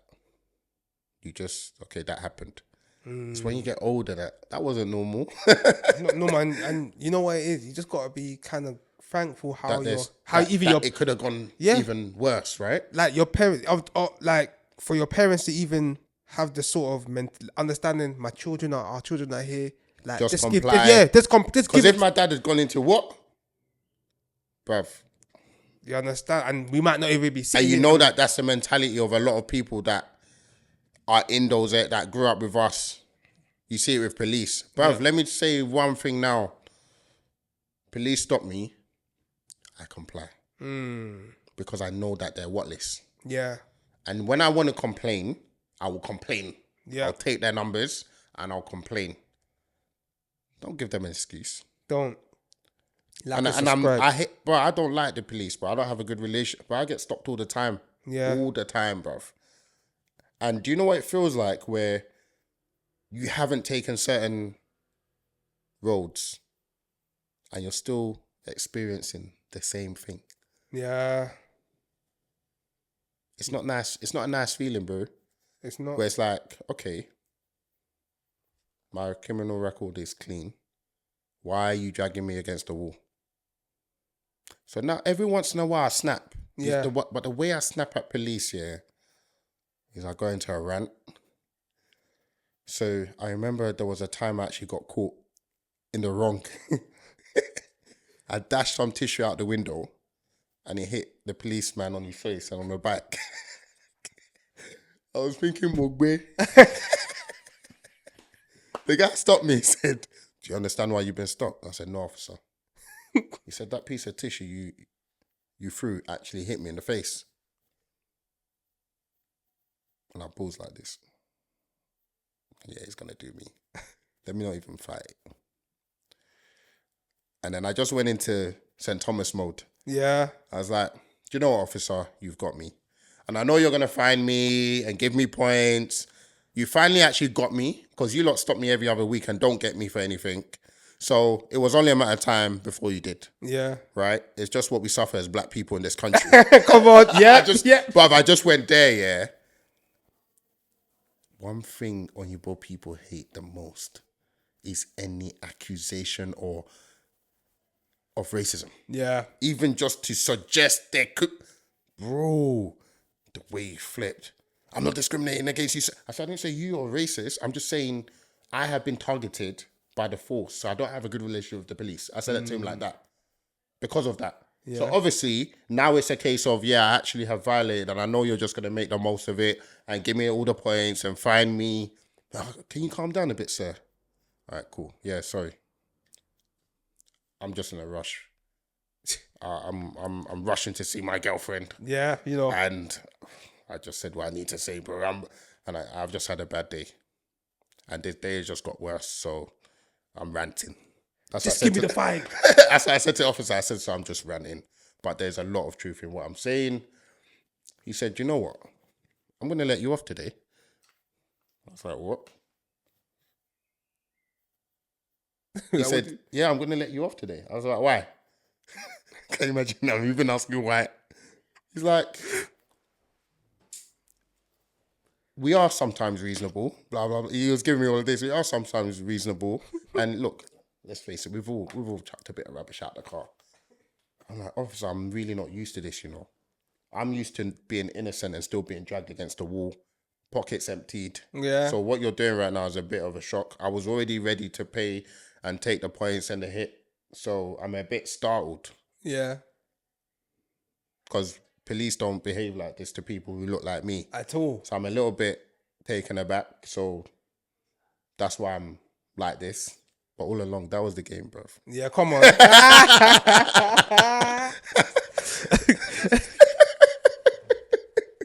That's what you do when you've been caught. Bruv. That is the game you play. Strategy, bro. You have to comply, and I feel like obviously it needs to be stressed out to the community that sometimes it's not every person you encounter you have to fight. It's not every battle you have to fight. Sometimes, like you said, comply, move, like understand that sometimes live to see the next day, live to fight. Emotional intelligence. But obviously, going back to you in the crypto world, trading world, because I can imagine, I wanted to ask the inspirations and the challenges that you faced. Bruv, I wasn't even pro crypto before. Oh, serious? So let me tell you how it all started. When I started in the city, remember I told you earlier that mentoring for me was just the environment I'm in, and then how can I give that back? So I was a career coach first. Never charged anything. Went to schools, went to Stack, went to career days, went to Kingsdale, went to Christ the King, went to SFX. I've delivered talks at all these places back then on career. And then I'll bring other people I knew were doing well to form the rest of the panel. Okay. So I used to do this with there's a company called Urban Synergy. Okay. I did a lot with them. I did a lot because my mum was a teacher. She'll pull me into the school, do some. Obviously, STC, my old school, I connected there and went to a few, they used to have a name for it, career days. Yeah. So then there were two big things I noticed. There are not enough black people in the high paying jobs, and when you did see them, it was IT and support. They didn't want to put them in that trading floor place. Yeah. And then you barely saw any senior management there anyway, if you got there. So it's like, am I just on borrowed time here until I get frustrated or whatever? So I said, okay, we need to get more. So that's where the career coaching. But then when I left Goldman Sachs, so you get your pension at work. Yep. And the Goldman one gets invested in their special fund. Yep. But when you leave, you don't get access to that anymore. So you have to move it. So that's the first time. I'm like 3 years in, and I'm like 5 years in, because it's 2 years after you leave that it's like you're going to lose your pension if you don't move it. Okay. Something like that, yeah. So I'm like 5 years later, I'm like, okay, how do I move it? They're like, you need to open something called a SIP. I said, what's a SIP? Self-invested personal pension. Yeah. So I've Googled it and realized, okay, there's a platform called Hargreaves Lansdown where you can open a SIP. So you open a SIP and then you transfer your work pension into the personal pension. Yeah. But once it hits the SIP, it's in SIP world now, you can actually pick individual stocks inside that. So I was like, what? Because I always thought that your pension, you can't touch it. Actively pick stocks or decide what goes in it. It just goes into some fund that they decide. Yeah. So I didn't actually know. So then I'm in this WhatsApp group with other black people that work in the city. I was like, you man know that you can pick stocks in your pension. No one really knew. No one knew. So I'm hearing about this stuff for the first. I said, I'm going to be you lot's guinea pig. Yeah. So I took the pension at the time. It wasn't even that much, like something like $5,000 because I opted out. Yep. So I just got the dupe. So the 5K now, I bought this stock Tolo oil. I spent like 1.5K on it and left some cash behind.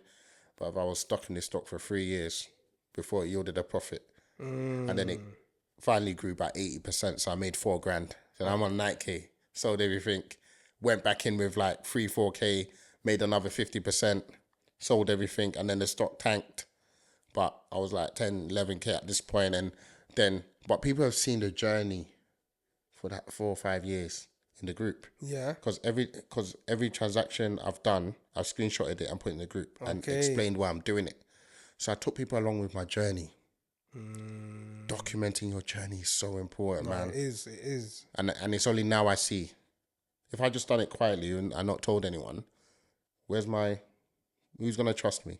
You know what? And I feel like that's another thing we just need to highlight, man. Documenting your journey. Document your journey. You don't know who's watching. You don't know who you're bringing along. You don't know how these people are gonna be your evangelist later. Exactly. Tell your story. Document your journey.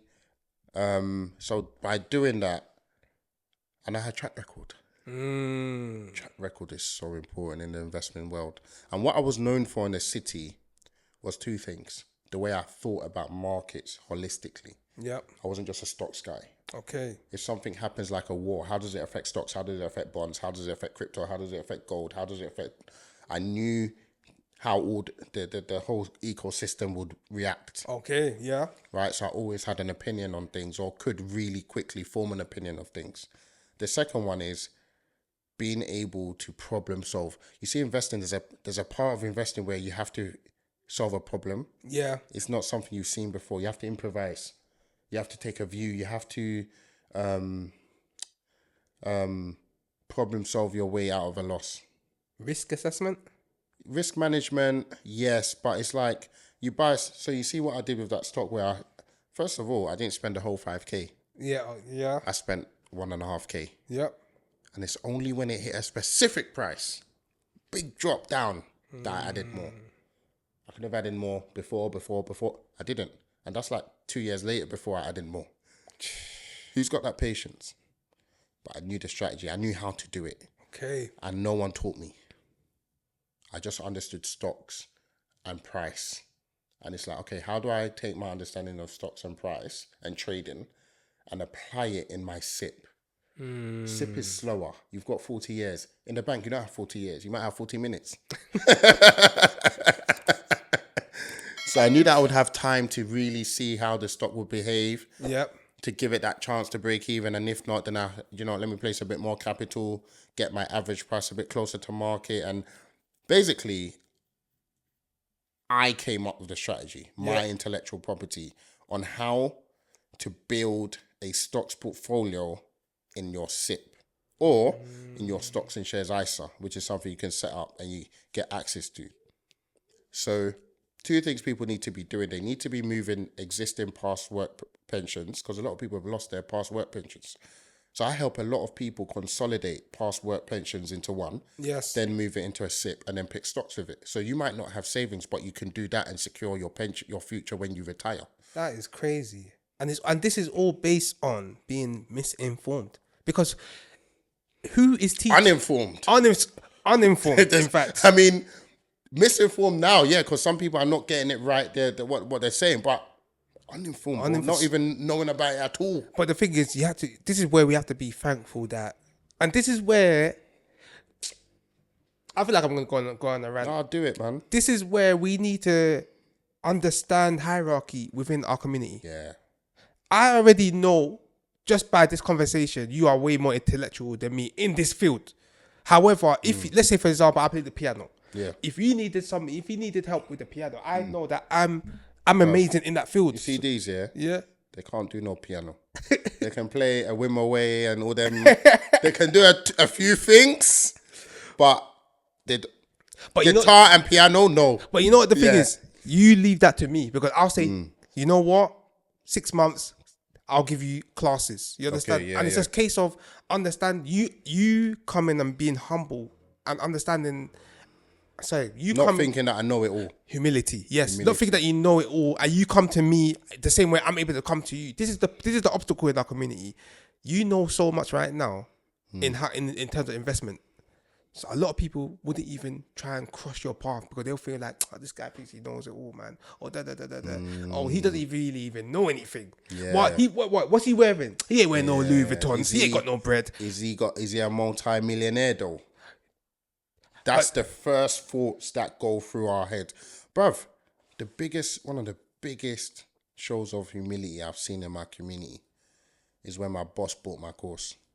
Can you imagine? And then paid to be in my WhatsApp group. This is someone that was 15 years deep when I was doing my A-levels. Can you imagine? And then now has more years of experience than me, but has realized that there's a specific career path that I took because I worked in a hedge fund, a quant hedge fund. Yeah. If you didn't work in a quant hedge fund, you'll have a blind spot on some strategy. Yeah, bro. That is the only place where I saw emotion taken out and you're building bots. I saw AI before AI and ChatGPT, bruv. Crazy. I saw a world where you're pressing on and the thing is making million a day. Can't say the number. I signed contract. I can't say the number. But I don't even want you to say the number. But I saw things that I didn't think were possible. And you know when they say, oh, don't time the markets? Bruv, my entire career was spent around people who were paid to time the markets. It's a bit like saying, don't go and have an operation on your brain because none of these guys can really operate on your brain properly. But then imagine you're a brain surgeon and you've been surrounded by brain surgeons. So you know it's possible. Yeah. Right? The same way, like, people don't know what AI can do. They don't. Because MI5 are using what MI5 are doing with AI right now, bro, you will not even be able to think it was possible. Let me tell you, I have to cut you off. I don't want you to get in trouble. It's a case of I sit there. It's like you've answered my question, isn't it? I've watched people time the markets for years, bro, and it's not even seen as. It's a bit like football. It's like saying, don't shoot from the halfway line. But then you've been in training at United, seeing man them score from the halfway line for fun. You've seen it at even non-league level. So you know, this thing is actually something that isn't as one in a million as people outside that bubble make out. Yeah. So would you say it's a lot of is it scaremongering? I feel like right now you can't comprehend what you ain't seen. But what I always say to you, not to you, what I always say to you is that sometimes I sip to myself, I say there's more to this life. I actually say there's actually more to this life and I need to understand it. And it's like having a conversation with you and just based on the levels of intellect, that has already shown me there's more to this life. Because if you're not applying yourself, you're never gonna be able to be sit in a room with 7 other kids doing your A levels at year 10 or year 11. You said you're not gonna be able to be working, like you said, working in a high hedge fund, a hedge investment company. I hope I said that right. Hedge funds. You won't be working in those sort of places, being exposed to new things. You understand? There's man that after their 9-to-5 work, they just come home, bill a zoot, watch Love Island or watch Filthy Fellas. Big up these shows. I'm not shitting on their shows. But what I'm trying to say is that's their life. Yeah. Whereas you've come home, you've probably been exposed to such a life, and you're like, people don't know. How can I get a bus driver investing in his SIP individual stocks, not S&P 500? Because I know I talk about that. Yeah. Because that's like a ready-made portfolio. You can put money in every month. You'll average 10%, and you will guarantee yourself to grow wealth. Yeah. But how do I get a bus driver? And this isn't me being patronizing to a bus driver or disrespectful. No, it's just the fact that it's in a different world. Yeah. Yeah. How do I get someone a makeup artist to pick stocks? Right. I need to first of all make sure they have access to me. Yes. WhatsApp group. But I also want them to have access to my mentors because they wouldn't have had the privilege of working where I've worked. Yep.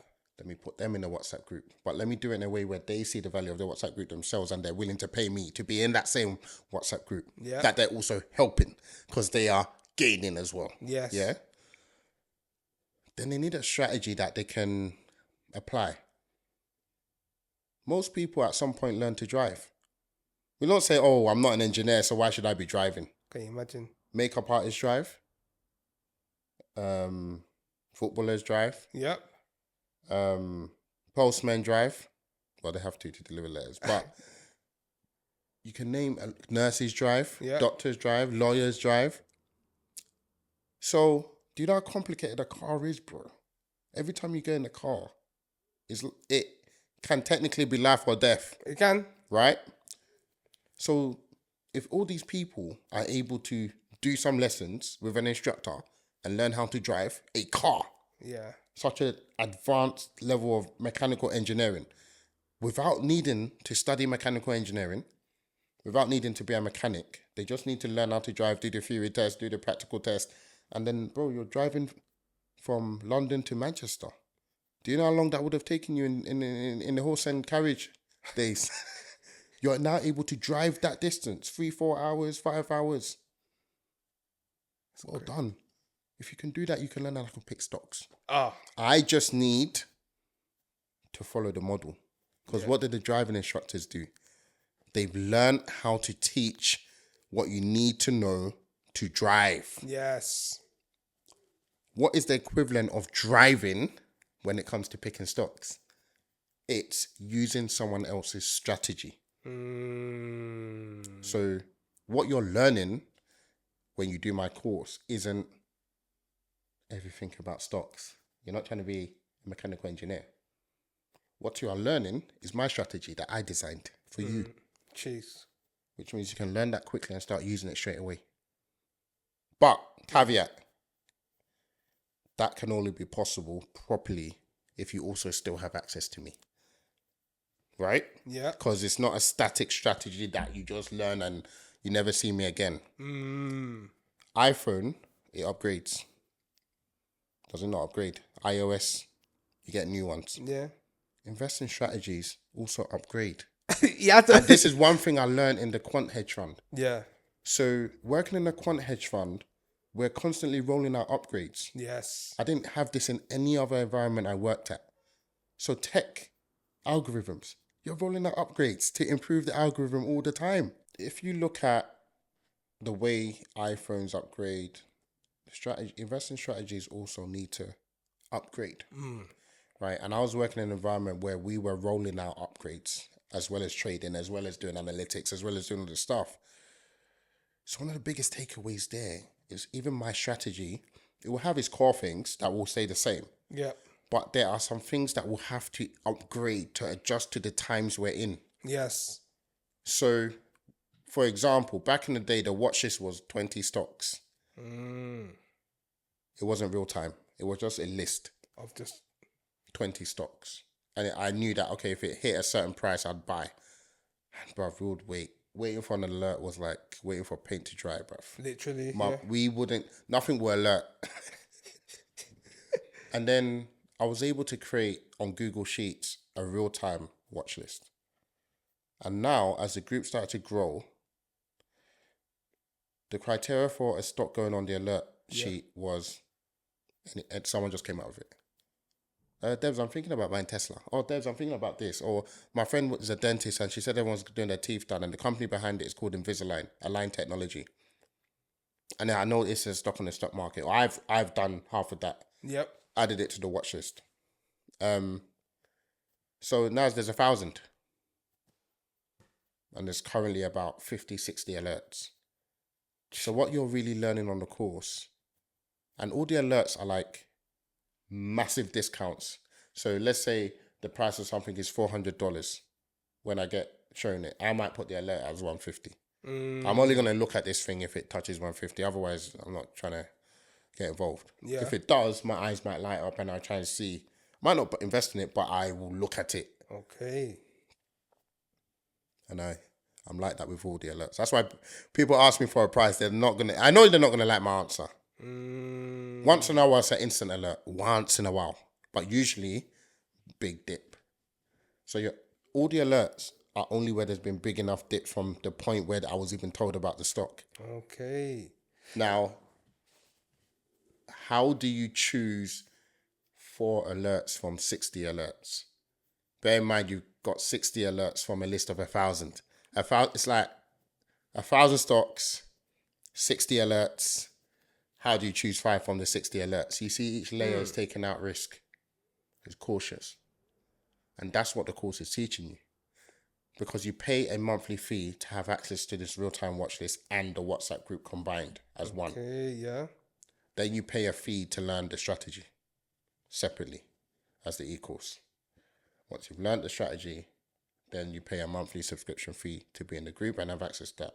And what you're learning is the strategy on how to think and decide how to use the watch list, your philosophy, your mindset, how to do a financial health check on a company, how to, what happens when a company acquires another company, how to take advantage of that, how to do due diligence on a company before buying. But more importantly, how to create an optimal portfolio with 3, 4, 5 alerts based on the current alerts on the watch list. How do you prioritize? Your situation matters, your finances matters, whether you're up or down on the year matters. Yeah. Because let's say you're up 50% in the year. I might say, okay, you can dance with the penny stocks now because you can take a bit of your profits to do that. If all those penny stocks go bankrupt tomorrow, you're still up. So it's just putting the right processes in place. You earn an income. You take a portion of that income to save. You take a portion of those savings to invest. You invest the bread and butter, you make money. Okay. You take a portion of those profits to invest in higher risk stuff. Because you need higher risk stuff. But if you use a portion of profit to invest in the higher risk stuff, you can go wrong and you're fine. You're still up. And it's very simplistic what I'm saying, right? Yeah. That's all I need to do. Present things in a simple way and that make people think, yeah, that makes sense. Yeah. Yeah, that makes sense. Yeah. I can follow that. But they're not understanding the work that is put in. They won't understand what I do behind the scenes. Of course. And you know what it is, yeah? The same way I don't understand the mechanics of a car. I don't know what they put in the exhaust and I don't need to. Bro. But what I'm happy is the way you spoken from the beginning of the episode to now. It's like I always tell this in every episode I have full circle moments, and it's like it lets me understand who you are. And from now to the beginning of the conversation, you're a pioneer, bro. Like what people don't realize is that I was the first, bro. I'll be honest with you, yeah. No one's doing what I'm doing, bro. And in the UK, yeah, no one's doing what I'm doing even in the US, because in the US they're more systemized. They don't have the one-to-one access that the people have with me, because that's a personality. Yes. You need to have you see, like some personalities for streamers. Yeah. If you don't have the personality to be a streamer, don't bother. It's not working. Yeah. You need to be willing to be hours and hours streaming. Yeah. I've got the personality. It's probably linked to the ADHD to take a lot of people messaging me left, right, and center. Yeah. I know how. Otherwise, your message wouldn't have come in, bro. Not for real. Bruv, and not because I'm ignoring it. You're too busy. It's just, bruv. Too busy, bro. The only place where I folded was Telegram. Bruv, I've got like 3,000 unread personal messages on Telegram. Where do I start? That's true. One day there'll be an AI. Tell it to read all my messages and tell me what's important. What have I missed over the past 4 years? And I'll take all the ones where someone asked to buy my course for the link and say, okay, cool. Let me tell you, I was even surprised how fast you responded to me. You see, the minute I saw your response, I was just like, wealthy people I know. Yeah. The most wealthy people I know. Yeah. There's one thing that I notice about them. They reply my messages quick. But one of my mentors is a CEO of Man Group, which is a big hedge fund. Big boy hedge fund. But I send my man a message on LinkedIn or text within a day. Jeez. And the people I know are not that busy. That I may not get a reply for months. And I know that it's the personality. Yeah. Right? I've had to coach people how to be group chat people. Some people are not group chat people. Yeah. I've had to coach that into that. That's... Do you know what that means? Coaching somebody to be a group chat person. To be able to... Because I know that if I can coach you to be a group chat person, you will benefit from this. Because there's no other way for me to... Bruv, the reason I know there's no one else doing what I'm doing is because there's too many skill sets you need. First of all, the career path. Yeah. Most people work in investment banking for a stint and just change investment banks. Yeah. I did investment banking, followed by Jewish family office, followed by working in treasury at an investment bank, which is the plumbing of the financial system, and then working for a quantitative hedge fund. That's playing striker for Man United, then going to play in goal for Juventus, then going to play as a CDM for Barcelona. And so you're a Milner. Footballers don't have you're James Milner in the something team. like that, but footballers don't have that career path. Then at the end of it, coaching bro, I've done that, and I know that that's such a unique career path, even for a white trader. Yeah. So on top of that, now need to have the personality of social media and WhatsApp group chat. I'm replying to loads of people. It's a lot. As well as actually having a track record of success over 10 years. I 10x my pension. Well, wait, hold on. You have to... Hold on. I have to clap. No, you know what I have to clap? You know what? I'm going to clap for myself because I don't do that. Bro, you have to... Because I'm so far away from what I'm... There's 500 people in my WhatsApp group. You think that's... It's not... I haven't even touched the iceberg, bruv. You think 500 people is the only people that are investing illiterate in a country that will benefit from the group? Of course not. So this is where, like, I always sometimes feel like I'm so far away from what I set out to do that I don't clap for myself. And when I clap for myself, can we clap for myself again, please? I'm liking this. Nah, bro, because I've struggled, bruv. I would be making more money in the city if I went back. So to do what I'm doing, there has been a financial sacrifice. Yes. Of my potential. But if I went back to the city, I wouldn't feel like how I feel today. Exactly. And you would have that what if moment all the time, every week. Purpose. I'm living in purpose, bro. Yes. And when you find purpose, I'm being paid, I'm earning money from something that I'm good at, I have experience at, and that I can pass on knowledge in the way that I do. This is privilege. I've got freedom of time. I can come here. Bro, if I was working in the city, bro, I'm playing football on a Saturday and I want to enjoy. Yeah. Or I'm going back in the office to do a quick. So I love what I do, even though it's more draining than what I used to do in the city. It's more draining. Customer facing every day, bruv.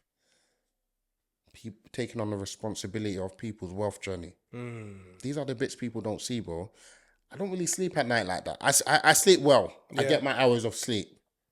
But there's a lot of responsibility that comes with what I do. Yes. Because they didn't teach this stuff in school. That's why going into the FCA was a big W for me. Because it puts validity from the highest regulator in the land on what I'm doing. Come on. You can never put me in the scam category. Come on. Them man do their due diligence. Them man are in my group. Not one, not two, a couple of them. Right? So when people, is he FCA regulated? Do you even understand what the question you're asking? The man them that decide this, I've been dancing with them from before stock pickers. Come on. Talk your stuff, my guy. Talk your stuff. I've been networking with the FCA. They know what I set out to do from before I started executing on it. I've spoken to the Bank of England governors on this stuff. Jeez. Before the mission started. Come on. I'm challenging. Okay, this stuff isn't taught in schools. It doesn't need to be anymore. Do you have internet connection and YouTube? This stuff is on YouTube. At least enough elements of this stuff is on YouTube for you to open a stocks and shares ISA and put money in an index fund. Of course. School is not being taught in schools is not an excuse anymore, because secondary school kids have YouTube. As a parent, are you playing the YouTube to your child at home? Search stock market, index funds on YouTube. Play it to your kids when they're 5, 6, 7, 8, 9, 10. You understand? What do you need the school for? Not that you should be playing all this nonsense. Pop the balloon. You got all this. Sorry, I know you was on a roll, but you know what it is, yeah? Because what you're saying is so true. It even goes back to the conversation you had with that 15-year-old boy, and he told you about the stocks. And you're like, how do you know? Right. How does he know? How does he know? So what's your excuse? There we go. How does another 15-year-old boy know that they didn't teach him in school? I didn't know at 15. That means now it not being taught in schools is not an excuse. It was an excuse for us. Yeah. Because there was no internet. Yep. It's not an excuse for the current generation. It doesn't need to be taught in schools. Doesn't. It's on YouTube and you have internet. There we go. And you know what? I mean, I feel like... We can go on. You know what? It's like, bro, we've been here for... We didn't even touch on crypto. We didn't even touch on... Do you know one thing I'll say on crypto, yeah? Tell me. Don't be ignorant. Yeah? You see, if you didn't get involved in crypto 10 years ago, fair enough. It was the first. If you didn't get involved 8 years ago, fair enough. If you got involved 4 years ago, like me, properly, well done. But I didn't get in how I should have gotten. Now I know that. This time round, you need to be involved because we now have 3 cycles, which means we have data, which means we all can observe patterns to let us make more clean, clear, explainable decisions on what we're doing. Bitcoin is the biggest crypto, the most important crypto. And there's a pattern over each 4-year cycle that we've established. And I'll summarize it as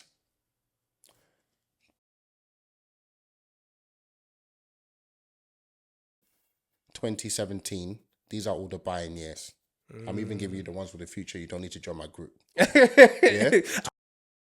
It's the next year for buying Bitcoin. Let me tell you, Debs, I'm censoring that out. They must join the group for that information. Yeah, right?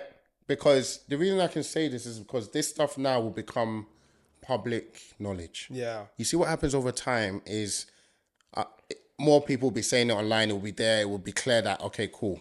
Yeah.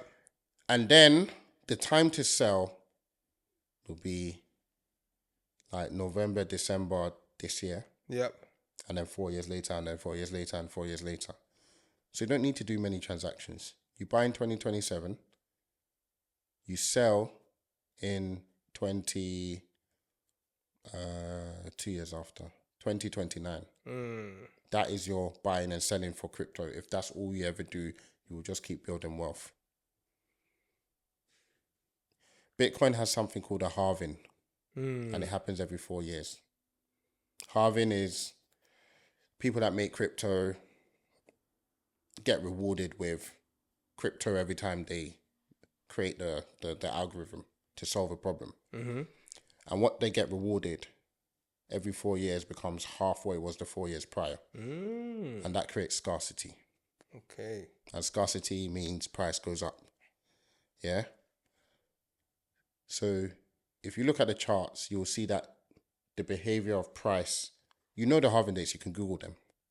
Then you can see how price behaves before it and after it. And what you'll notice is 1 year before halving date, the last one's April 2024. So April 2023, that Q2, Q3 period. Yep. Buying, it triples. And then after the halving date, it goes up again. And we've seen that every crypto cycle.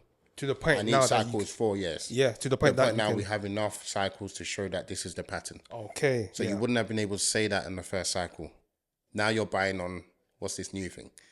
Next you're buying at, okay, let's buy more of this new. By year 3, it's like, oh, 2 patterns, but maybe it was a fluke. But yeah, fourth cycle,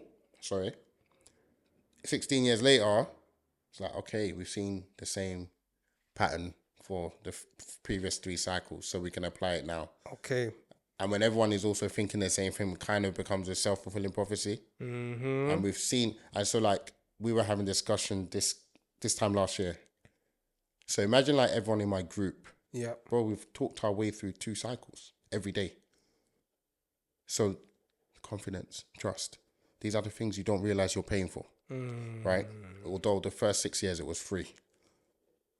So now, everything we said was going to happen a year ago has happened. So what's that going to give you? Trust. Credibility. Confidence. Yeah. Right? To feel safe to follow anything else we say. Okay.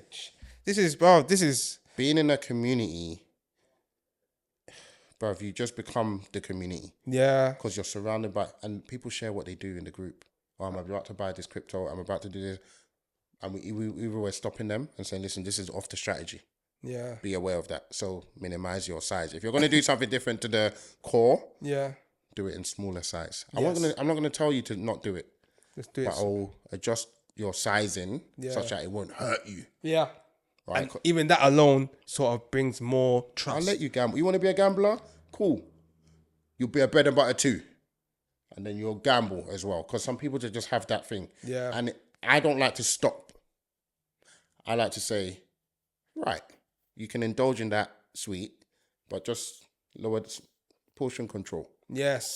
Right? So you're getting that buzz that it clearly gives you, but you're doing it in a way that it's not going to damage you or damage your finances. Or damage the group's credibility, Right. because they'll come back and say, why did you tell me not to da-da-da-da-da? And now it's... People think I'm the safest investor in the group and I'm too cautious and I take my profits too quickly and too early. I say, listen, but I'm just trying to make 20% average a year because I know what that can do. Exactly.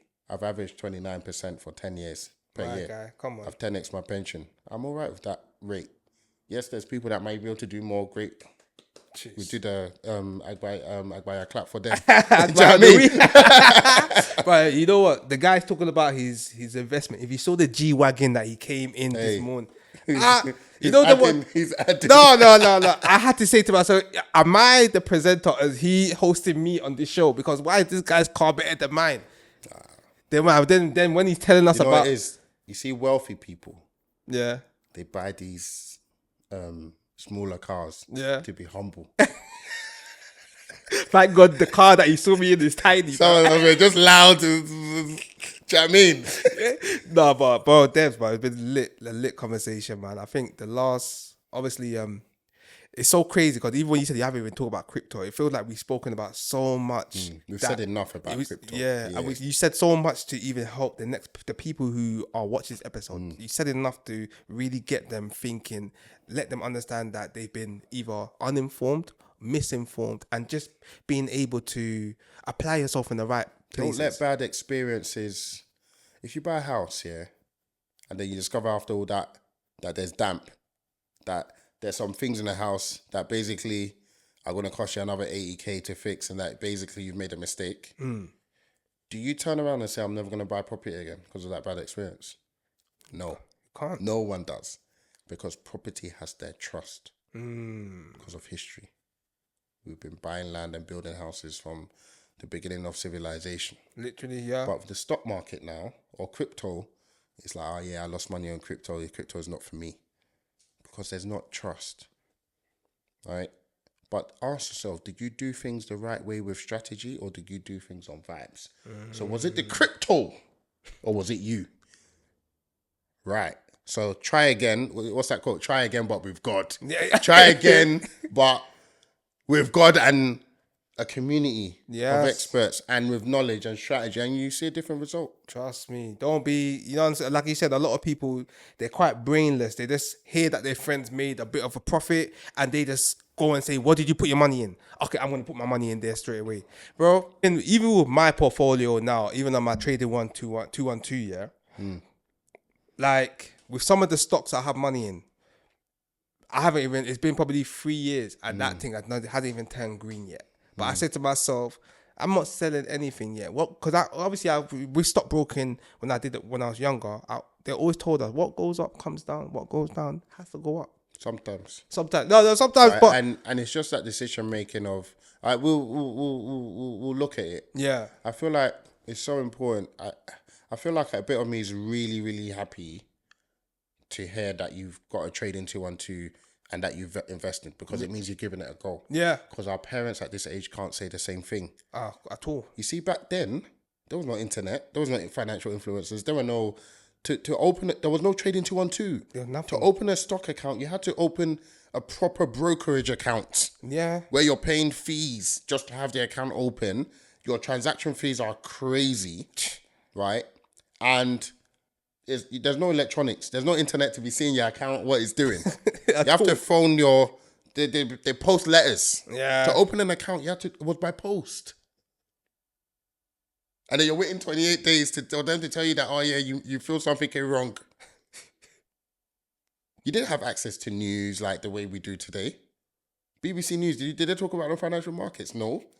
You need a Sky and Bloomberg. Yeah. So like all these things weren't there 25 or 30 years ago. It was if you know, you know. Yeah. That's why our parents can have all the grace they want. But what you don't want is your child to grow up and say, where's my Bitcoin? Yeah. Where's my S&P? Mum, Dad. Because Mum, you didn't have no excuses.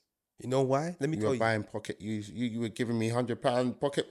You had money. Because Mum was in Eden Lounge, bro. Saying, if a man does it, and you know what the dad was? Azul. Yeah, Azul. You know the dad, wow. Some people have drank Azul. They drank their stocks and shares ISA. Azul. Literally, it's a case of, like you said, it's just the wrong sort of just spending mentality. your time. Yeah, wrong mentality. Spending your time in the wrong places and whatnot, and then you realize, like you said, like in 40 years' time, everyone's gonna see the sides. You're gonna see the rich side, and you're gonna see the poor side. And it's a case of, you're gonna see some of your friends on the rich side, and you're gonna say, "What? But Debs was with me in Eden Loud getting lit as well." But he doesn't know that after Eden Loud, Debs went home to sleep. I woke up and studied and worked. Whereas I took a girl home, then I took her out the next day, then I linked her again, took her to lunch, and now all my investment money is gone. This is obviously, like, I always turn it into like jokes here and there, but the reality Some is, people have dated away their house. Big up E-Man, in fact, he uses these analogies. Some people have eaten their house deposit. Eating their house deposit on gal. It's been a lit episode, and I'm not gonna lie, if we sit here like forever, we're gonna be here forever. Yeah, there's a lot. We could talk. I could talk. Bro. So it's a case of, like, advice to your younger self if you ever met them, or people that look up to you. What would you be telling them in this period? Advice to my younger self. Wow. Maybe not getting so much trouble. I think I could have been better on the trouble thing. Some people deserved it, but I feel like when I have children, I don't want them to be as troublesome as I was. So I want them to be improved versions of me, and I have to be honest and say, I like Ijogbo, as they call it. I liked a bit of trouble. But really, health is wealth. I feel like I played a lot of football and, I liked exercise, but I didn't actually deep exercise the way people deep it now, where they really take their health, what goes into their system seriously. It was lions after school. It was chicken and chips, and, we really indulged. And I think even when I have kids, I want it to be a case of they're understanding healthy food from non-healthy food early, and understanding that when you are eating your palm oil or whatever, this is on the indulgence side a little bit, portion control, and just, I do feel like I wish I started that when I was much younger, right? That is definitely one thing. I remember when I joined Goldman, 2 months in, I just gained weight. My boss was like, "Debs, you're getting fat. Like, we're going boxing." And that's how I started going boxing with the MDs and stuff. But again, it all boils down to the fact that I wasn't conscious. I didn't even know I gained weight. Do you know what I mean? Because now I check there's a scale in my bathroom. When I'm eating, even if I do indulge, I know I'm indulging. Back then, I was just happy to have food, and even we'll be competing at the Wingwa buffet, Chinese buffet. We'll be competing on who can eat the most, and it's good to do these things, but just there was no consciousness about what was going into my body. Like the rates, the calories, the steps that people are now doing. All this is new. So yeah, that's definitely one thing that I'll tell my younger self. Bruh, I'm not gonna lie, listen. Well said. Health is wealth. Listen, it's the fact that, you know, the reason why I can believe that he said health is wealth, because even at the beginning he said that pande jam is better than eba. Eba is the struggling food. Eba's even the food that can possibly even give people more health risk than pande jam. I don't know, but No, Eba's healthier. It's healthier. Ooh, I don't. Poundo, you see, is different to pounded yam. They put corn, they put other stuff in poundo, you know, the mixing one. Okay. But obviously, if it's just the one that one is. But 30. With that one, we have to find that out in part 2, because we got to have to round up. It's been such a lit episode. And listen, Coach Debs, like, bruv, like, once again. No, thanks for having me on, man. Brother, like, it's been refreshing to have these conversations with people that know me from way back then. Exactly. Because usually they're like people that have just discovered me. And it's just a slightly different dynamic, because you saw me in school. I saw the real me in uniform. Yeah, the real YouTube now. So it's like, bruv, listen, like, I'm gonna put all the details on your socials in the description below. Make sure people go check out Coach Debs. If you do need help with crypto, even financial literacy, help with even investment, I know Coach Debs is there for you. You know them ones. Come on, man. Agbaya Show, you know, lit episode. We are out. Okay, we're done. How long was